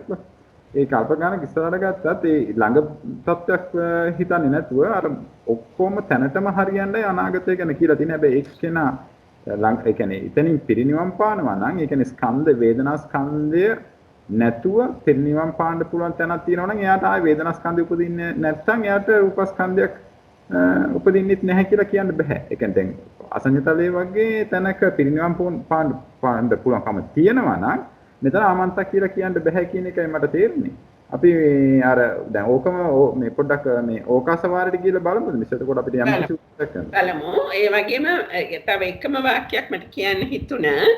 අපි කියමු යම් පුද්ගලයෙක් අසඤ්ඤ සත්‍යයේ උපදිනවා. ඒ අසඤ්ඤ සත්‍යයේ උපදින පුද්ගලයාට වේදනාස්කන්ධේ නූපදිනවා. ඒ පුද්ගලයා එතනින් චුත වෙලා අරූප තලයට ගියොත් එතකොට එයාට රූපස්කන්ධය උපදින්නේ නැහැ. හරි නෙමෙයි එතකොට දෙකම කියන්න බෑනේ. එතකොට එයාට රූපස්කන්ධයක් මේ වේදනාස්කන්ධයක් ඉපදිලා තියෙනවා. රූපස්කන්ධයකුත් ඉපදිලා තියෙනවා. ඉපදුන්නේ නැහැ කියලා කියන්න බෑනේ. ඒ බව දෙකක් ගත්තොත් කියමුකෝ. බව දෙකක් ගත්තොත් වේදනාස්කන්ධේ නූපදී නම් රූපස්කන්ධයත් නූපදීද එහෙම වෙන්න පුළුවන් කියන එක නේද? අමන්තා කියන එකෙන් අදහස් කරන්නේ. මම හිතන්නේ එහෙම නෙමෙයි. ඒ කියන්නේ තැනක් ඒතකොට තැනකට එනවනේ. එහෙම කිව්වොත් තැනක් එම් වෙනවා. ඒ කියන්නේ එහෙම පුළුවන්ද කියලා අහුවොත් එහෙම තැනක ඒක තැනකදී පුළුවන් කියන අදහස එන්නේ. දැන් වේදනාස්කන්ධේ කෙනෙකුට කියලා ගත්තොත් පුද්ගලයෙකුට මට දැන් ඒ సంతානයක් කියමුකෝ ඒ సంతාන වේදනාස්කන්ධයක් මතු ඉපදෙන්න තියෙන නැත්තම් ඒ කියන්නේ මතු ඉපදෙන්න නැහැ. එයාට එතකොට රූපස්කන්ධයකුත් ඉපදෙන්න නැහැ. හැබැයි වේදනාස්කන්ධයක් ඉපදිලා එයාට වේදනාස්කන්ධයෙන් විතරක් රූපස්කන්ධයක් උපදින්නේ නැතිව මේ යන්න බැරි තැනක් තමයි තේරෙන්නේ. පොඩ්ඩක් බලමු මිස අපි ඒක. හරි අපි ඕකාස යමකට ගිහින් බලමු නේද? හරි. ඕකාස යත් රූපස්කන්ධෝ නූපච්චසති. ඒ කියන්නේ යම් තැනක රූපස්කන්ධේ නූපදුන්නේ නම් එතන වේදනා ස්කන්ධයත් නූපදින්නේද? හරි. අපි එහෙනම් දැන් මේ කතා කරපු දේවල් සේරම පදනම් කරගත්තොත් විසර්ජනීය විය යුත්තේ කුමක්ද? යම් තැනක දැන් යම් තැනක යම් පුද්ගලයෙකුට නෙවෙයි. යම් තැනක රූපස්කන්ධේ නූපදිනවා නම් වේදනා ස්කන්ධේ නූපදින්න පුළුවන්ද? පුළුවන්ද නෙමෙයි නූපදීද?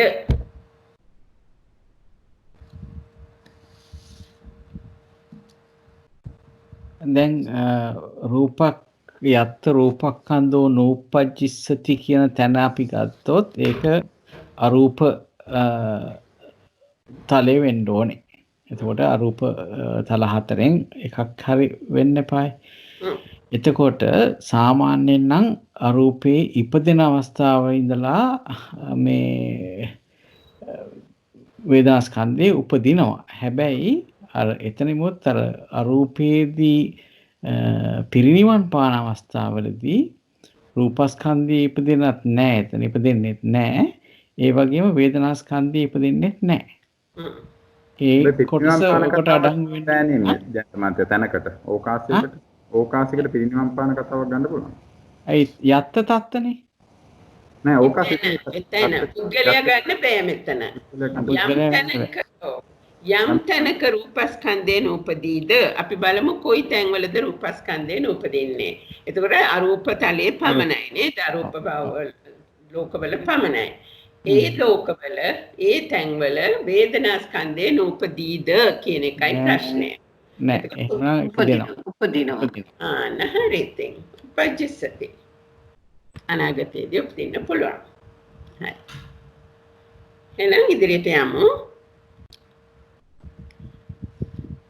ඕකාස පටිලෝමය හරි. ඕකාස පටිලෝමය යත්තවාපන වේදනා කන්දෝනු උපජ්ජසති තත රූපක් කන්දෝනු උපජ්ජසති. යම් තැනක වේදනා ස්කන්ධේ නූපදීද? එතකොට කොයි ස්ථානවලද වේදනා ස්කන්ධේ නූපදින්නේ? අසඤ්ඤ සත්‍යනේ. අසඤ්ඤ සත්‍යයේ වේදනා ස්කන්ධේ උපදින්නේ නැහැ.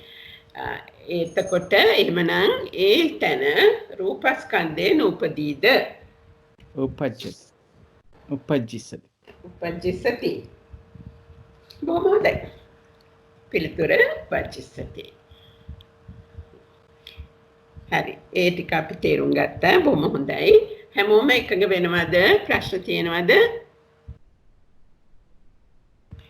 නෑ වගේ අපි ඉදිරියට යමු. ඔය ඒක නෙවෙයි ඉතින් ගැටලු වෙන්නේ පාර මේ අපටිලෝ ඒක තමයි හරි.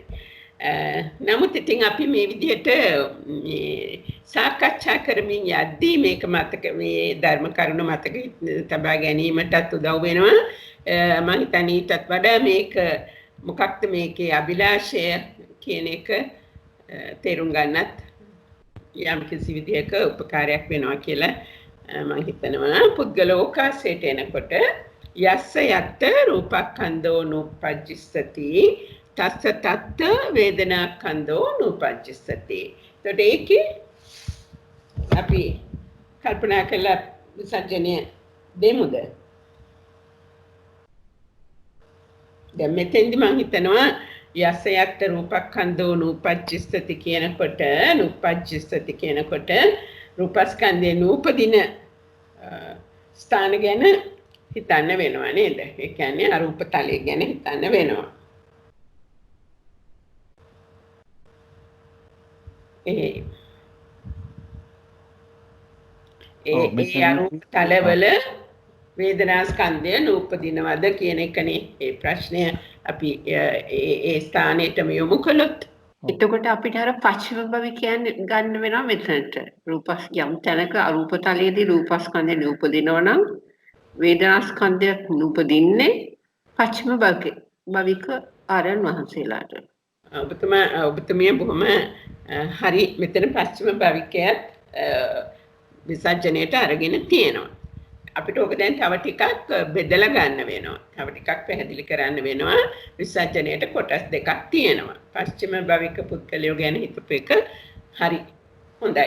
එක අපි ගත්තොත් අරූපය ඉස්සෙල්ලා අරූපානං තේසං කියලානේ මේක පටන් ගන්න ඕන. අරූපයෙහි ඒ පුද්ගලයෝ අරූපයෙහි පුද්ගලයෝ එතන කියන එකකින් පටන් ගත්තොත් ඊතුරු කොටස වෙන්න ඕනේ මොකක්ද එහෙනම්? ඒ අය ගැන මොකක්ද කියන්න පුළුවන්? පිරිඩිවීම නේද? ඒ අයට රූපස්කන්ධය පහළ වෙන්නේ නැහනේ. ඔව්. රූපස්කන්ධෝ නූපජ්ජසති. හැබැයි ඒකට තව කොටසක් එනවා නේද? රූපස්කන්ධය උපදින්නේ මොකද කියන්නේ වේදනාස්කන්ධය ගැන. නෑ නුපදින්නේ නොවේ. අන්න හරි. කොහොම හරි. පාලියෙන්ම කියමුද බලන්න ඕක. පටන් ගත්තොත් පාලියෙන් අමාරුයි නේතර මතක හිටින්නේ නෑ ඒකයි. මතක හිටින්නේ. ඉතින් අපි උත්සාහ කරමු. මොකද වචන තියෙන්නේ බොහොම සීමිත සංඛ්‍යාවක් මේකේ. එකම වචන ටික තමයි පාවිච්චි කරන්නේ. එකම විභක්තිය. යෙහි කියන එක සත්තමී විභක්තිය. ඒ අයට කියන එක නේද? අරූපානං තේසං. මේ යස්ස යත්ත වාගේ යස්ස යත්ත යත්ත කියන එක තමයි අරූපානං තේසං. ඔවුන්ට තත්ත එහිදී. හරි එහෙම තමයි පටන් ගන්නෙ. හැමතැනම පටන් ගන්නෙ එහෙමයි. ඊතුරු කැලේ අපි හදමු. ඊතුරු කොටස අරූපෙහි අරූපානං තේසානං යත්ත රූපස්කන්ධ නූපජ්ජති. හරි. හරි. ඉතින් කියන්නේ හරි බොහොම හරි. ඊතුරු කොටස කියන්න. තව මොකද්ද වෙන්නේ? නමුත් ඒගොල්ලන්ට මොකද්ද කියන්නේ? තත්ත වේදනාස්කන්ධ හරි. උපදින්නේ නොවේ කියන එක. නෝචනෝපජිස්සති. ඉතින් හරිනේ බොහොමත්ම හරි. එතකොට අපි මේක පස්සේ ඉගෙන ගන්න ඕනේ. දැන් ඉගෙනගෙන මේ ඉදිරියට යන්න පුළුවන්. දැන් අපිට මේ කියපේ ගත් උත්සාහය බොහොමත්ම හොඳයිනේ. අරූපානං තේසං. පටන් ගන්න සාමාන්‍ය විදිය. එම කියන්නේ හේතුව මොකද? මේ කතා කරන්නේ මේ තෙන්ට අයිති වෙනවා අරූපය නේද? අරූපානං තේසං තත්ත. මේ කතා කරන්නේ පුද්ගල ඕකාසනේ. ඒ නිසා පුද්ගල කියන්නේ අරූපයෙහි පුද්ගලයන්ට එහිදී රූපස්කන්ධය උපදින්නේ නැහැ. රූපස්කන්ධෝ නූපජ්ජිස්සති. නූපජ්ජිස්සති අනාගත මේ වාක්‍යයක්. නූපජ්ජිස්සති ඊළඟට කියනවා නොචතේ සංකත්ත ඔවුන්ට එහිදී වේදනාස්කන්ධය නූපදින්නේ නොවේ. දැන් සිංහලෙන් කියනකොට නූපදින්නේ නොවේ කියලා අපි එකට ළඟන ලියන්නේ. පාලියෙන් කියනකොට වචන ටික ඈතින් තියෙන්නේ. නොචතේ සංකත්ත වේදනාස්කන්ධෝ නූපජ්ජිස්ස. දැන් මේ පච්චම භවික කොටස එනවා. පච්චම භවිකානං තේසං තත්ත බලන්න තේසං තත්ත ඒ වචන දෙක එකට යනවා. මේ තැන පස්චිම භවිකය. මෙතන අරූපය. කොට පස්චිම භවිකානං තේසං තත්ත රූපස්කන්ධෝච නූපජ්ජිස්සති වේදනාස්කන්ධෝච නූපජ්ජිස්සති इति. ඒක හරිද? හරිද නෙමෙයි ඒක අපිට වැටහෙනවද? ඒක වැටහෙනවනේ. වැටහෙනව නේද? පස්චිම භවිකයාගේ චුතිය ගැන තමයි මෙතන කියන්නේ ඇත්තටම. ඒ පස්චිම භවිකයා කියන්නේ ඒ භවයේදීම අරහත්ත්වයටපත් වෙනවා. ඒ අරහතුන් වහන්සේගේ චුතිය ගන්නකොට රූපස්කන්ධය උපදින්නෙත් නැහැ. මේ වේදනාස්කන්ධය ඉන්පසු උපදින්නෙත් නැහැ. ඒක තමයි අදහස. අර අභිධේයාර්ථවලදී යමක වාචනා මාර්ගයේදී කියනවා මේ මෙතෙන්ට අයිති වෙන්නේ මේ පුද්ගලයෝයි කියලා. අපිට මේක තේරුම් ගන්න සමහර තැන්වලදී අපහසුතාවයක් ඇති වෙන්නේ අපි සමස්තයමත් හිතනවා. නමුත් මේකේ අභිලාෂය වෙලා තියෙන්නේ මේකට ඇතුල් කරන්නේ යම් පුද්ගලය කොටසක් විතරයි. ඉතින් දැන් ඔබතුමා කිව්වා වාගේ චුති අවස්ථාවේදී මේ රූපස්කන්ධය පහළ වෙන්නෙත් නැහැ, වේදනාස්කන්ධය පහළ වෙන්නෙත් නැහැ මේ පස්චිම භවිකයාගේ. මිසර නෝච තේසං සත්ත වේදනාස්කන්ධෝ නූපජ්ජිස්සති කියන්නේ උපදී කියන එක නේද? ඔව් උපදී කියන එක තමයි. උපදී කියන එක මේ උඩ එක නේද මෙතන. මේක නූපදින්නේ නොවේ. සමහර විට එහෙම කියන්නත් හේතුවක් ඇති. නූපදින්නේ නොවේ. දැන් අපිට තියෙන්නේ මේ පෙළපොත විතරයිනේ. පෙළපොත අභිධර්මය අපි අහලා තියෙන විදිහට ඊ타මත්ම සංක්ෂිප්තව දේශනා කරපු ධර්මයක්නේ. උදාහරණ මගින් හෝ වෙනත් ආකාරවලින් ලොකට විස්තර වෙලා නැහැ නේද? සූත්‍ර පිටකේ වාගේ අතිශයින්ම සංක්ෂිප්ත විදිහට දේශනා කරලා ඒනොත් ඊටාම සංක්ෂිප්ත විදිහට තමයි අපට ලැබිලා තියෙන්නේ. ඉතින් ඒක නිසා තමයි අපිට පොඩ්ඩක් මේ විදිහට හිතන්න වෙලා තියෙන්නේ. අනිත් එක මිස් මෙතන අර අහන්නෙත් මේ සංසේ අහන්නෙත් නූපජ්ජිස්සති කියලා අහන්න. හරි. එතකොට එතනට උත්තරේ දීලා තියෙන්නේ නූපජ්ජිස්සති කියන වචනයම තමයි දීලා තියෙන්නේ. නූපදින්නේද කියලා අහනකොට නූපදින්නේ නොවේ කියලා කියනවා. ඇත්තටම අපිටත් කතා කරන්න, ලියන්න, ඉගෙන ගන්න ලොකු භාෂා විලාසයක් මෙතන තියෙනවා කියලාත් මට හිතෙනවා. නේද? ඔව්. ඒ පිළිතුරත් ඊටම සුදුසු පිළිතුරක්. මේ ප්‍රශ්නයේ කොටස් දෙකට ගැළපෙන ආකාරයට ඒ වචනයෙන්, ඒ ව්‍යාකරණයෙන්, ඒ අර්ථයෙන් තමයි විසර්ජනය දීලා තියෙන්නේ. කොයිතරම් ලස්සනයිද නේද? හරි. එහෙනම් අපි ඉදිරියට යමු නේද? හොඳයි. පුද්ගලෝකාස පටිලෝමය. දැන් ඉතින් හැමෝටම මේක කියන්න පුළුවන් වෙන්න ඕනේ. මාරු කරන්න තියෙන්නේ සංසය සම්නිඨානයයි. යසවාපන යත් වේදනා කන්දෝ නූපච්චසති. පෙළපොතේ ඒක සිංහලට හරවන්නේ යලි කියන එක. මේ වාපන කියන්නේ නිකන් අපි කියන්නේ අර මේ filler words කියලා ඉංග්‍රීසි භාෂාවෙන් කියන්නේ. දැන් සිංහලෙන් කියනකොට ඉතින් එතකොට ඒ වාගේ අදහසක් කියලායි මම තේරුම් පද පූර්ණ නේද ඒවට කියන්නේ. අන්න හරි පද පූර්ණ. හරි බොහොම හරි. යසවාපනේ අත් වේදනා කන්දෝ නූපජ්ජසති. යමෙකුට යම් තැනක වේදනා ස්කන්ධේ නූපදින්නේ නම් කියලා එකක් නෑ. මං හිතන්නේ නූපදින්න ඉන්න බලන්න. යලි යම් තැනක නූපදීත යම් තැනක රූපස්කන්ධ නූපදනේ නම් යමක්කට යම් තැනක රූපස්කන්ධ නූපදනේ නම් ඕහට එහි වේදනාස්කන්ධ නූපදනේද යත්. දැන් අර කලින් කරපු යමකයේදී ඕහට එහි කියලා කතාවක් ආවේ නෑ. ඕහට. එතකොට එහි වෙන්නත් පුළුවන්, වෙන තැනක වෙන්නත් පුළුවන් කියලා අපිට හිතන්න පුළුවන්. හොඳයි, මේකේ විසර්ජනය මොකද්ද? තස්ස තත්ත රූපස්කන්ධෝ නූපජ්ජසති. ඕහට එහි රූපස්කන්ධේ නූපදීද. විසර්ජනය හදමු අපි. දැන් යසවයාවාපන යක්ත වේදනා කන්දෝ නූපජ්ජසති. කොහෙද මේ ස්ථානය වේදනා ස්කන්ධේ නූපදින? අසඤ්ඤ සත්‍ය. අසඤ්ඤ සත්‍ය.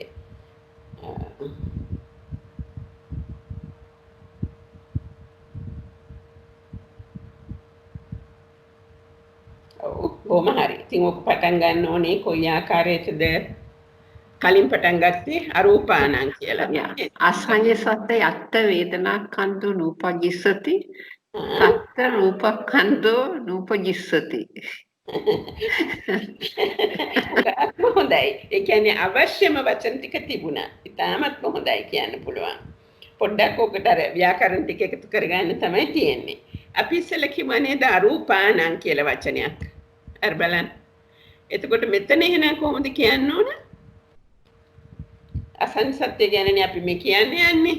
එතකොට අසඤ්ඤ සත්තානං අසඤ්ඤ සත්තානං තේසං තත්ත වේදනා කන්දෝ නූපජ්ජසති. නෝච තේසං තත්ත රූපක්ඛන්தோ නූපජ්ජසති. හරි නේද එහෙම කිව්වොත්? අසඤ්ඤ සත්‍යයේ ඕන්ට එහිදී වේදනා ස්කන්ධේ නූපදී. එහි රූපස්කන්ධේ නූපදින්නේ නොවේ. අර ජයන්ත මහත්මයා කිව්වා වගේ එකත් බලන්න මේ නූපජ්ජසති කියන වචනේම පාවිච්චි කරලා ලියලා තියෙන හැටි නේද? මම මේක දැම්මේ නැත්තේ මොකද්ද දෙවෙනි කොටස මේ විසර්ජනයේ. දෙවෙනි කොටසකුත් තියෙනවනේ. ඒක මොකද්ද?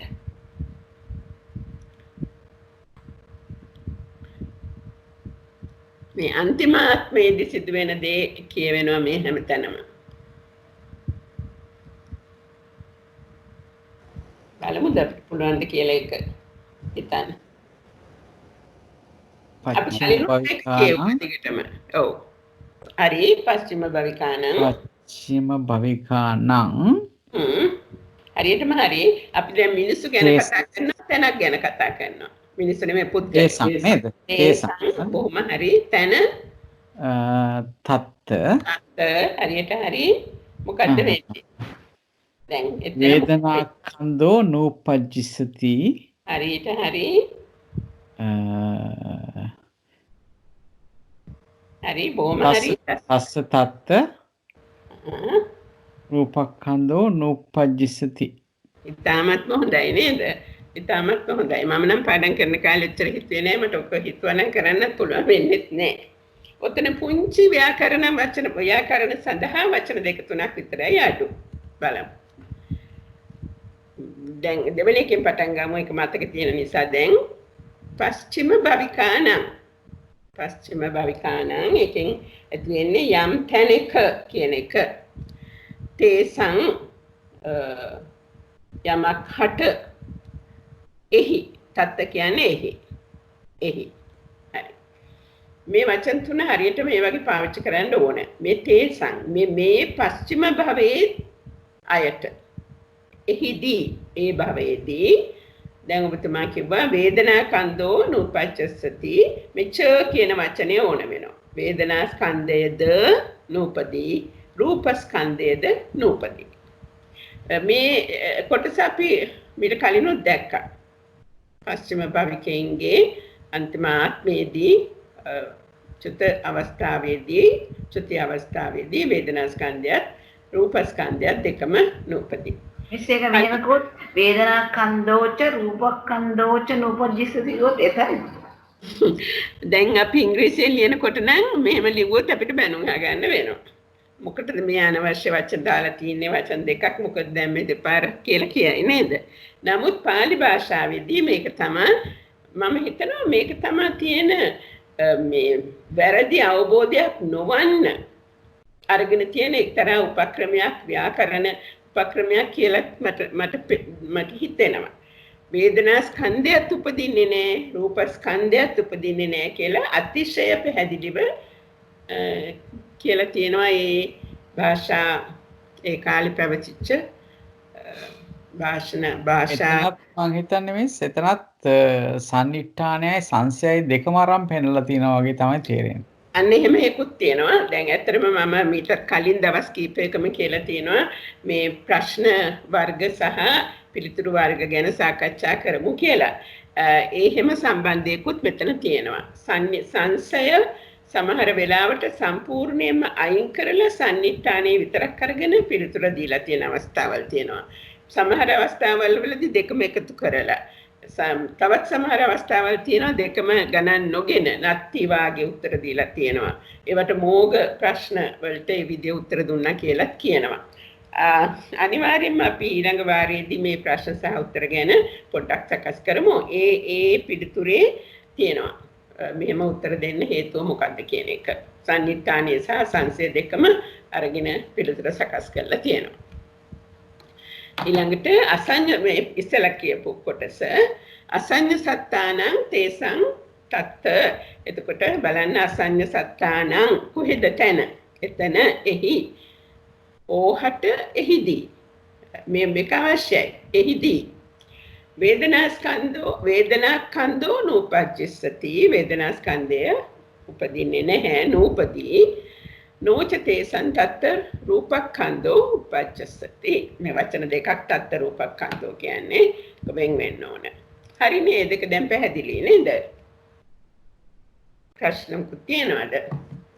මම නම් තේරෙන්නේ අර ඔක තුනම බලද්දි තමයි තේරෙන්නේ අර කලින් අර පුද්ගල වාරයේ කියන ප්‍රශ්නේ දාරක අර යම් ඕකාස වාරයේදී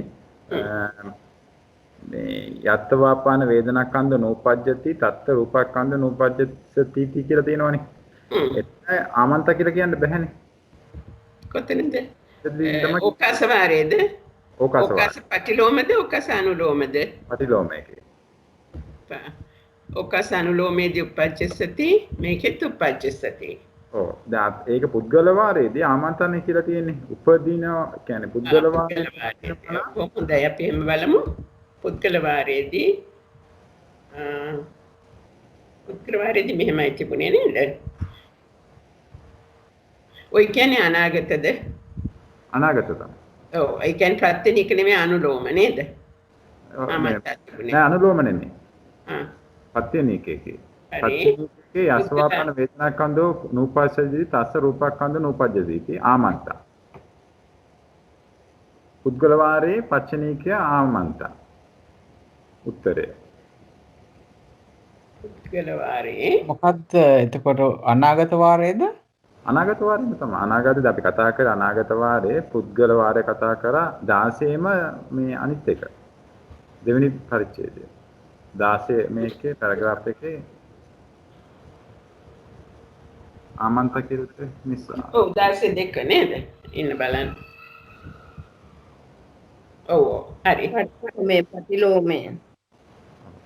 ඒකේ 16 පුද්ගල ප්‍රතිලෝමය. එතකොට යස්වාපන වේදනාකන්ද නූපජ්ජති තස රූපකන්ද නූපජ්ජති. එතන ආමන්ත කියලා කියනවා. එතකොට අර කියන්නේ ඕකාස වාරයට එනකොට ආමන්ත නෙමෙයි තියෙන්නේ.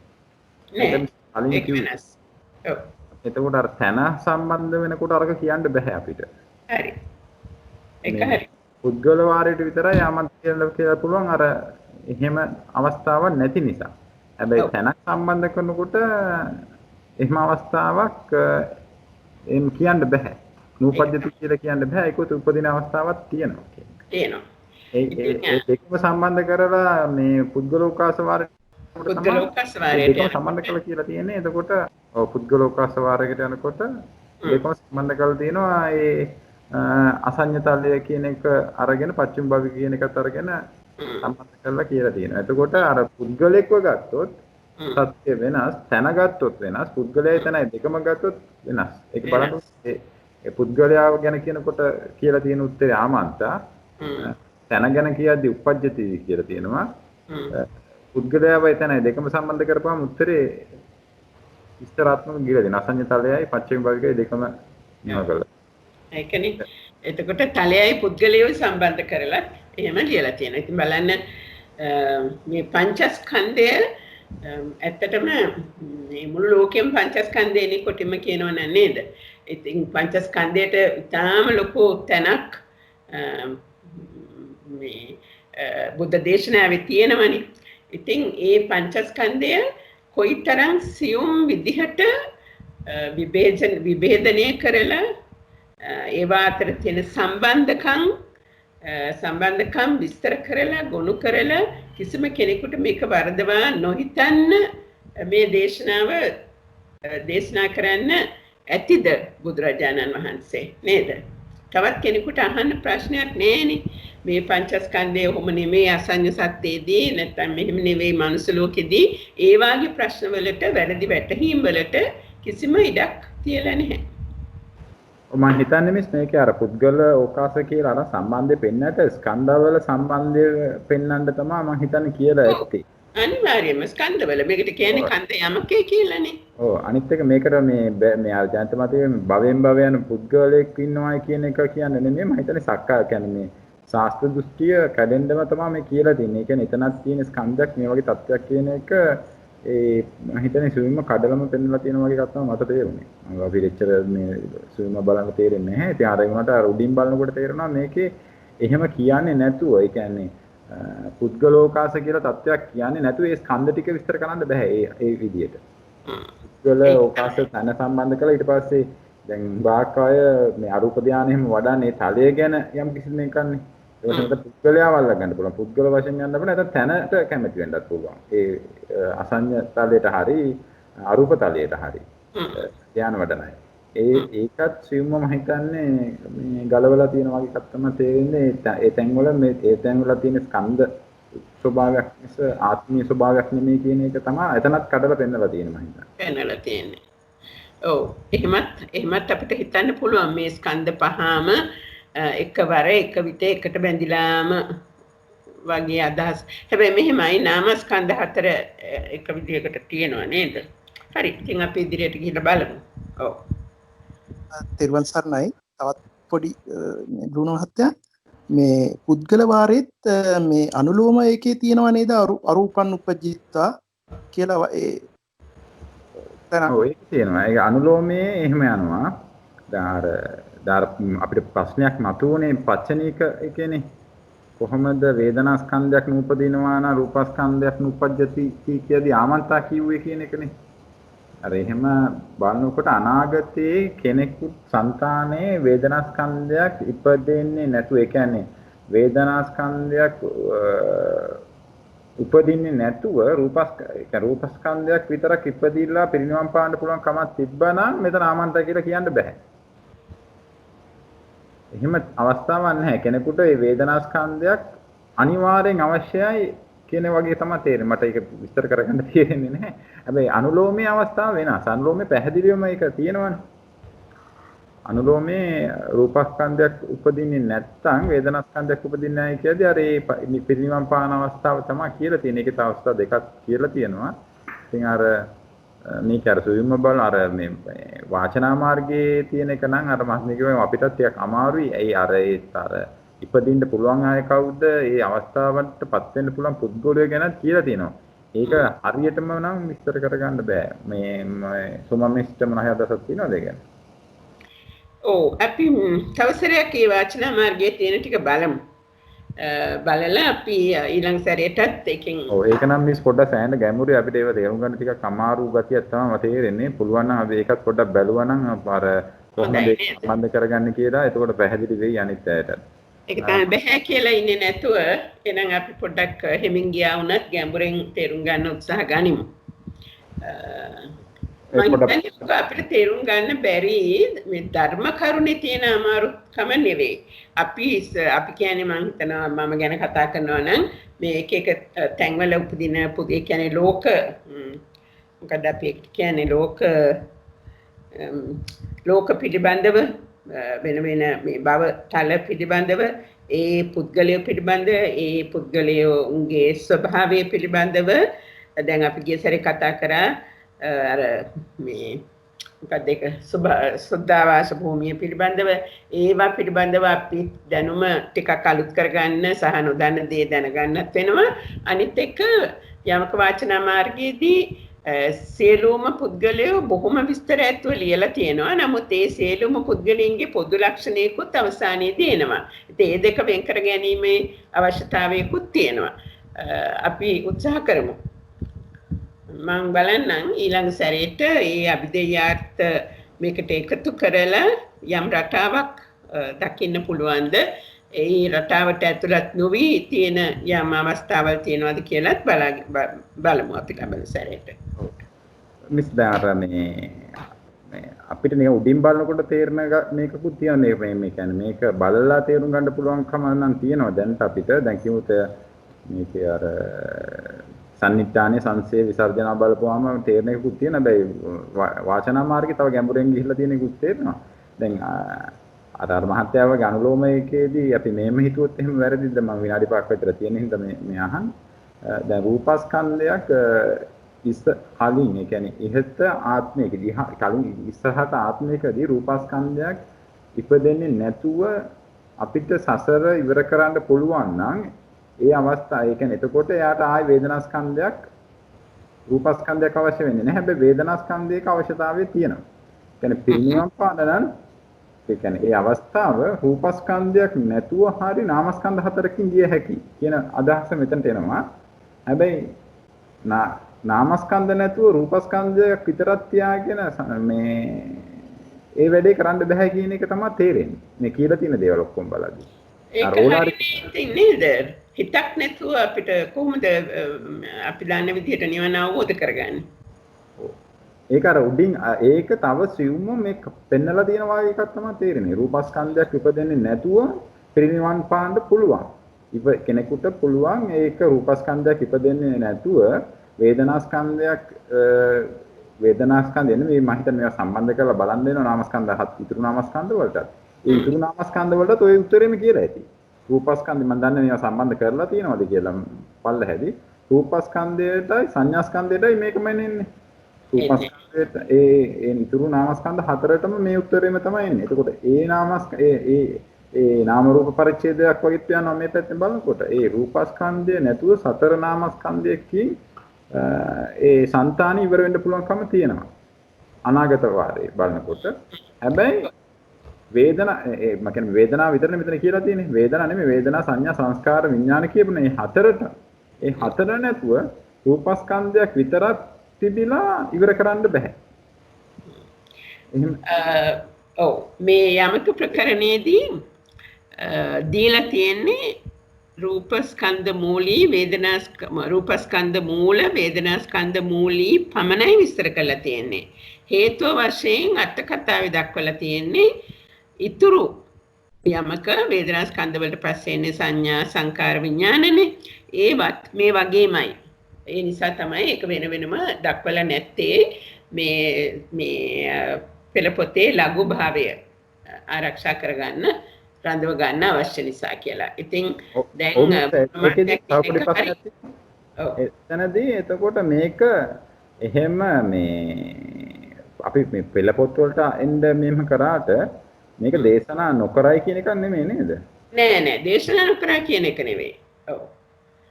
දේශනා නොකරා කියන එක නෙමෙයි. ඉතින් දේශනාවත් සංක්ෂිප්තව කරා කියන එක තමයි කියලා තියෙන්නේ නම්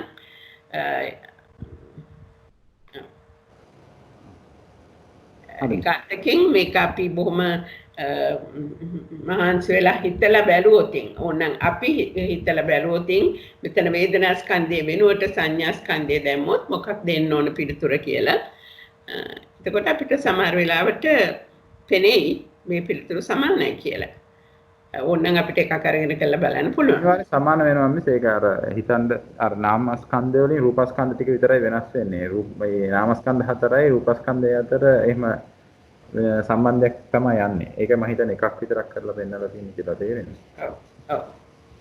හරි. වෙන කාට හරි ගැටලු තියෙනවද එන? අපි හැමෝම සාකච්ඡාවට සම්බන්ධ වෙමු නේද? ගැටලු නැත්නම් ඉවර කරන්නත් පුළුවන් නේද? අපි පොඩ්ඩක් මේ බ්‍රෝඩ් මහත්මයා මේ කෙටියෙන් හරි පොඩ්ඩක් අදහසක් අහලා බලමු මේ සම්බන්ධ වෙලා ඉන්න අයට ගොඩක් අය කතා නොකරයි ඉන්නේ. නමුත් කෙටියෙන් හරි කියන්න මේක යම් කිසි තරමකට තේරුණාද? තව පැහැදිලි තැන් ඉදිරියට සාකච්ඡා කළ යුතුද කියලා හරි පොඩ්ඩක් සඳහනක් කරා නම් හොඳයි නේද? බොහොම හොඳයි එහෙම කළොත්. ඔව් අදහස් ඉදිරිපත් කරන්න කරුණා කරලා. කවුරු හරි කමක් නැහැ. එතන ජයන්ත මහත්තයා මම සක්‍රියව මේ යමකේ කරන ඉන්නේ 4-5 දෙනෙක් තමයි. අනිත් අය පල්ලෙහ පන්ති වල මේ ඉන්න අය, ඒ අය මේ අහුම්කම් දෙන්නත් ඉදිරියේදී කරන්න බලාපොරොත්තු වෙමින් ඉන්න අය තමයි හුඟක් ඉන්නේ. එතන ආරිසේන මහත්තයා නම් කරනවා. ආරිසේන මහත්මයාට යම් කිසි අදහසක් කියන්න පුළුවන් නේද? ආරිසේන මහත්තයා. ආරිසේන මහත්තයා ඉන්නව නේද? ආරිසේන මහත්තයා සම්බන්ධ වෙනවා. ඔව් ඉන්නවා.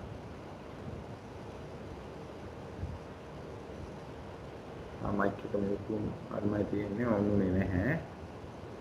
ආදිසේන මහත්මයයි දන්නේ මංගල මහත්තයයි නා මංගල මහත්තයක් තියෙනවා. මංගල මහත්මයාට යම් කිසි අදහසක් කියන්න පුළුවන් ඒ කරලා තියෙන අය ඇටියට.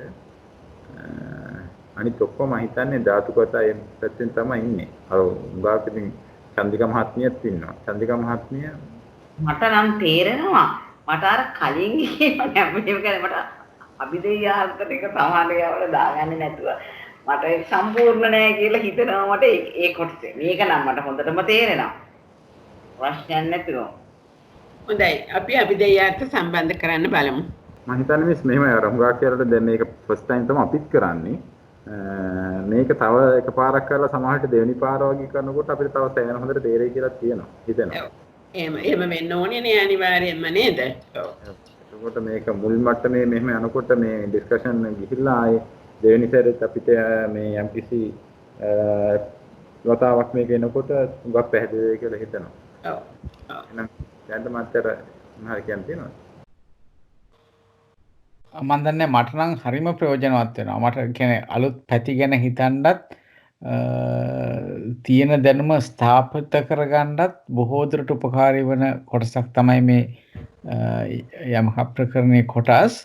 ඉතින් මම නම් පෞද්ගලිකව බොහෝම අගය කරනවා බොහොම හොඳයි කියලා තමයි මට තේරෙන්නේ මේ යන විදියත්. ඒ කියන්නේ මම කැමති අනිත් අයත් සජීවීව සාකච්ඡා කරන්න එළඹෙනවා නම් අපිට වචනයකින් හරි එකතු කරලා අදහස් එකතු කරලා කරනවා නම් අපිට සමූහයක් හැටියට එකට යන්න පුළුවන් කියන එක තමයි හිතෙන්නේ බ්‍රුනෝ මහත්තයා. ඔව් මටත් කියන්න තියෙන්නේ මේක අපිට උඟා ප්‍රයෝජන අපි තේරුම් ගන්න කියන සීරීස් එකක් තේරුම් ගත්තේ නැත්නම් අතරම තේරුම් ගත්තේ යම්කේ 10%ක් ප්‍රමාණය වුණත් ඒක අර මූලික මට්ටමේ පාඩම් කරගන්න සෑහෙන අත්තරක් වෙලා තියෙනවා. ඒක අභිධර්මාර්ථ ප්‍රදීපිකාවේ වුණත් යම් කරුණු අපිට පැහැදිලි කරලා දෙන්න හදනකොට සෑහෙන අත්තරක් වෙලා තියෙනවා. ඒකට අපිට පුළුවන් යම් කිසි මට්ටමකට ඒ යොමු කිරීමකට කරන්න නැත්නම් රූප කියපුවාම රූප 28 විතරක් දැනගෙන ආපු ක්‍රමයක් නෙතිද්දේ. එතකොට මේවා යම් කිසි මට්ටමක හරි දැන ගන්නකොට අර අතන මෙහෙම විතරක් නෙමෙයි ඉස්සරහදී මේ වගේ අවස්ථාවන් තියෙනවා ස්කන්ධ ගැන අපි හිතන් ඉඳන් ක්‍රමයට වඩා යම්කිසි වෙනස් ස්වරූපයන් තියෙනවායි කියන එක යම්කිසි මට්ටමේ අවබෝධ වෙන එක සෑහෙන අත්දැකීමක් වෙලා තියෙනවා කියලා හිතෙනවා. කවරි කතා කරන්න හදුවා.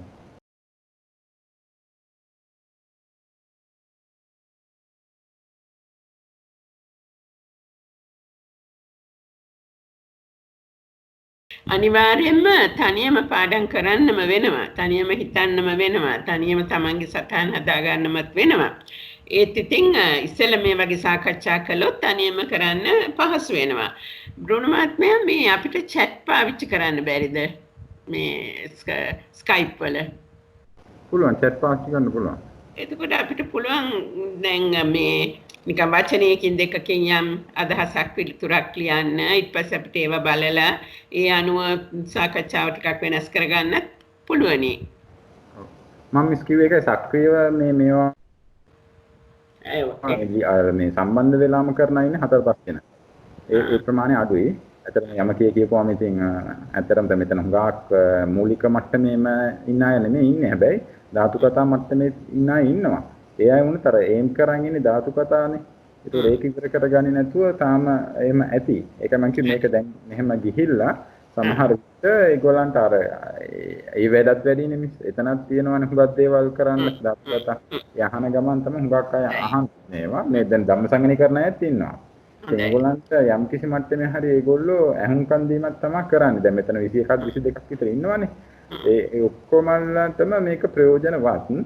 දැන් ඒගොල්ලෝ සක්‍රියව සම්බන්ධ වෙන්න පොඩි බයක් තියෙනවා. තාම ඒ ගැන මේ ස්ථිරම මේ අදහසක් නැති නිසා. හැබැයි මම දැන් අනුල මහත්මිය මෙහෙම මේ විභංගය කරන අය ඒ අයත් මේව අධ්‍යයනය කරනවා.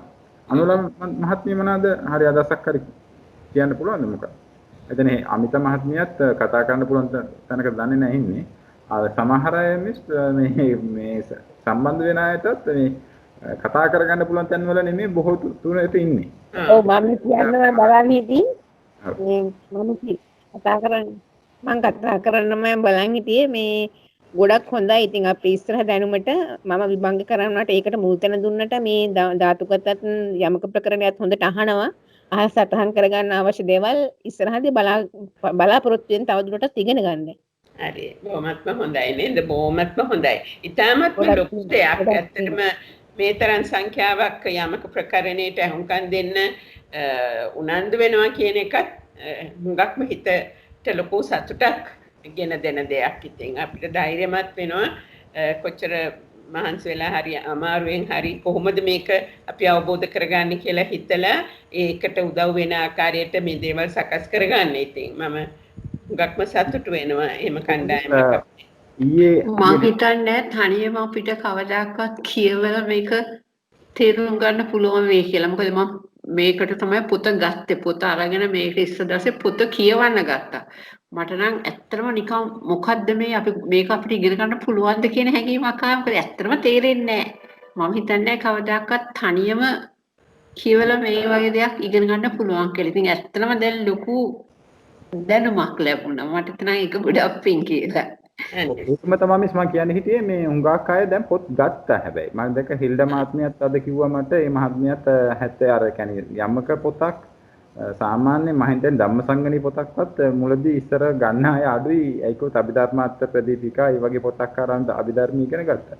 දැන් ධම්මසංගණී එහෙම ගිහිල්ලා යමක ප්‍රකරණේ පොත මේ පරිශීලනය කරනවායි කියන එක මම හිතන්නේ හුඟක් අර ප්‍රවණතාවයක් කියලා තියෙන සෑහෙන දියුණුවක් හැටියට තමයි මම දකින්නේ. අපි මෙච්චර කාලෙක නම් යමකයක් නම් පොතක් අර හම්බුණා මට දැන් ඔබ අර ඒ ඔබතුමිය හම්බුගේ මාර්ගයෙන් ඊට පස්සේ ඒ වගේ ඒවා අපි අර හිතුවේ නැහැ මේ ජීවිතේ අපිට මේ පෙරලා ගන්නලා කියවන්න පුළුවන් අවස්ථාවක් හම්බෙයි කියලා. හැබැයි ජයන්ත මහත්තයත් ඒ ගැන එකඟ වෙනවා ඇති. අපි මේ අවුරුද්ද ඇතුලේ යන සෑහෙන දැනුම් ප්‍රමාණයක් රැස් කරගත්තා මේ මාස මේ 4-5 ඇතුළතදී. විශේෂයෙන් මේ කොරෝනා කාලයේදී ඇත්තටම අපිට ඒ පිළිබඳ අර හිතේ තිබුණ නිකන් අර පීඩන ගතියක් ඇත්තටම නැති වුණා. සම්පූර්ණ දැන් අපි සම්පූර්ණ කාලෙම ධර්ම පැත්තට යොමු වුණා මේකෙන්. ඇත්තටම යතින් බ්‍රුනෝ මහත්තයා කළේ ලොකු සේවයක් ඇත්තට.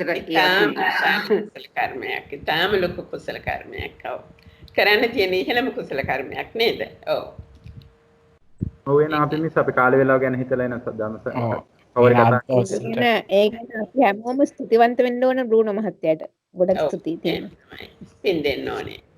අනිවාර්යෙන් බ්‍රුනෝ මහත්මයාගේ මේ මූලිකත්වයෙන් තමයි මේ සියල්ලම සංවිධානය වුණේ.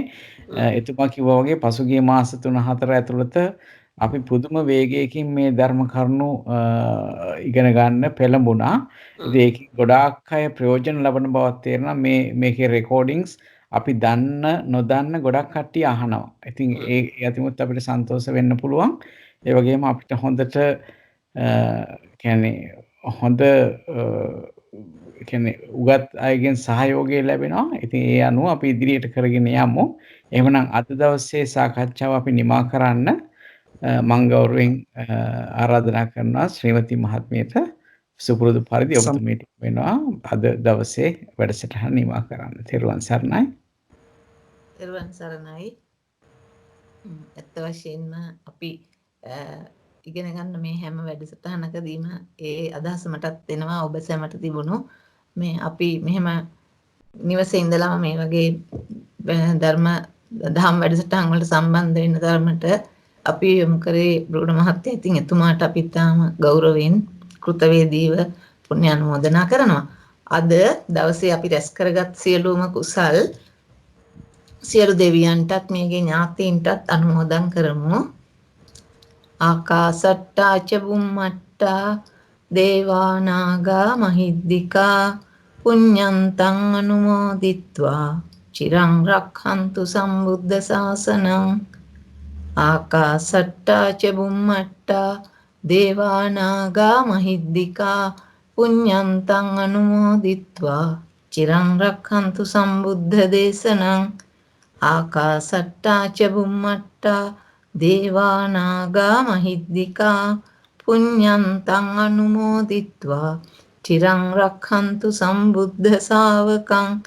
චිරං රක්ඛන්තු ත්වං සදා. ඉදම්මේ ඥාතිනං හෝතු සුඛිතා හොන්තු ඥාතයෝ. ඉදම්මේ ඥාතිනං හෝතු සුඛිතා හොන්තු ඥාතයෝ.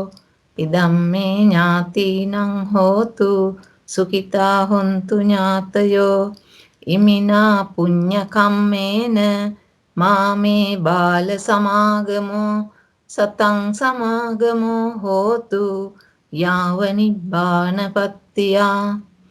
ඉදම්මේ පුඤ්ඤ කම්මං ආසවක්ඛයා වහං හෝතු. ඉදම්මේ පුඤ්ඤ කම්මං ආසවක්ඛයා වහං හෝතු. ඉදම්මේ පුඤ්ඤ කම්මං ආසවක්ඛයා වහං හෝතු.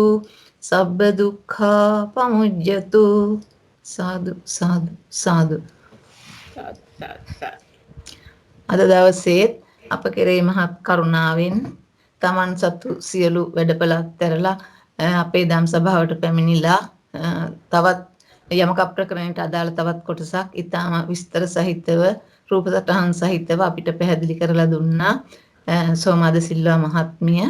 අපි සවන් දුන් සියලුම කල්යාණ මිත්‍ර මිතුරියන් වෙනුවෙන් ඔබතුමියට ඊටාම කෘතවේදීව අපරස් කරගත් සියලු කුසල් අනුමෝදන් කරනවා ධර්ම ශ්‍රවණමය වශයෙන්.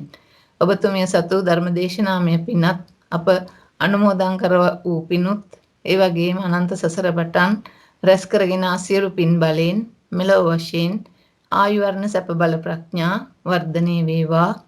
ඒ වගේම බොහෝ දෙනෙකුට බොහෝ කාලයක් මේ ආකාරයට ධර්ම දානමය වශයෙන් උදව් උපකාර කරන්නටත් ශාසනික සේවයක් කරන්නටත් අවශ්‍ය ධෛර්ය ශක්තිය වීර්ය ප්‍රඥාව නිරෝගී භාවය දිනෙන් දිනම දියුණු වේවා. පතන්නා වූ උතුම් බෝධියකින් ඊතා සුව පහසුවෙන් නිර්වාණ අවබෝධය ලබත්වා කියලා ප්‍රාර්ථනා කරනවා.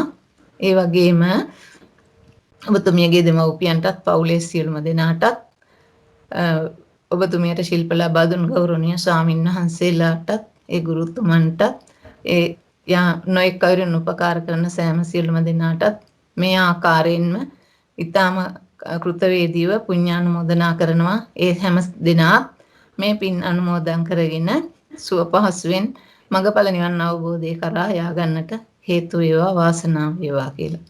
ඒ වගේම මේ ධර්ම දානමය කුසලයෙන්ොත් මේ ආකාරයට කුසල් රැස් කිරීමේ ආනිසංස වශයෙන් අප හැම දිනාටත් නිවන් දක්නා ජාති දක්වා උතුම් ගති ගුණ ඇති කල්යාණ මිත්‍ර මිත්‍රයන් පමණක්ම ආශ්‍රයට ලැබේවා. උතුම් වූ සද්ධර්ම ශ්‍රවණය කරන්නට පුළුවන් පුණ්‍ය භූමිය වල පමණක්ම සුගතිගාමී වෙමින් සුව පහසුවෙන් මඟඵල නිවන් අවබෝධය කරා යා ගන්නට හේතු වේවා. තෙරුවන් සරණයි. තෙරුවන් සරණයි. තෙරුවන් සරණයි.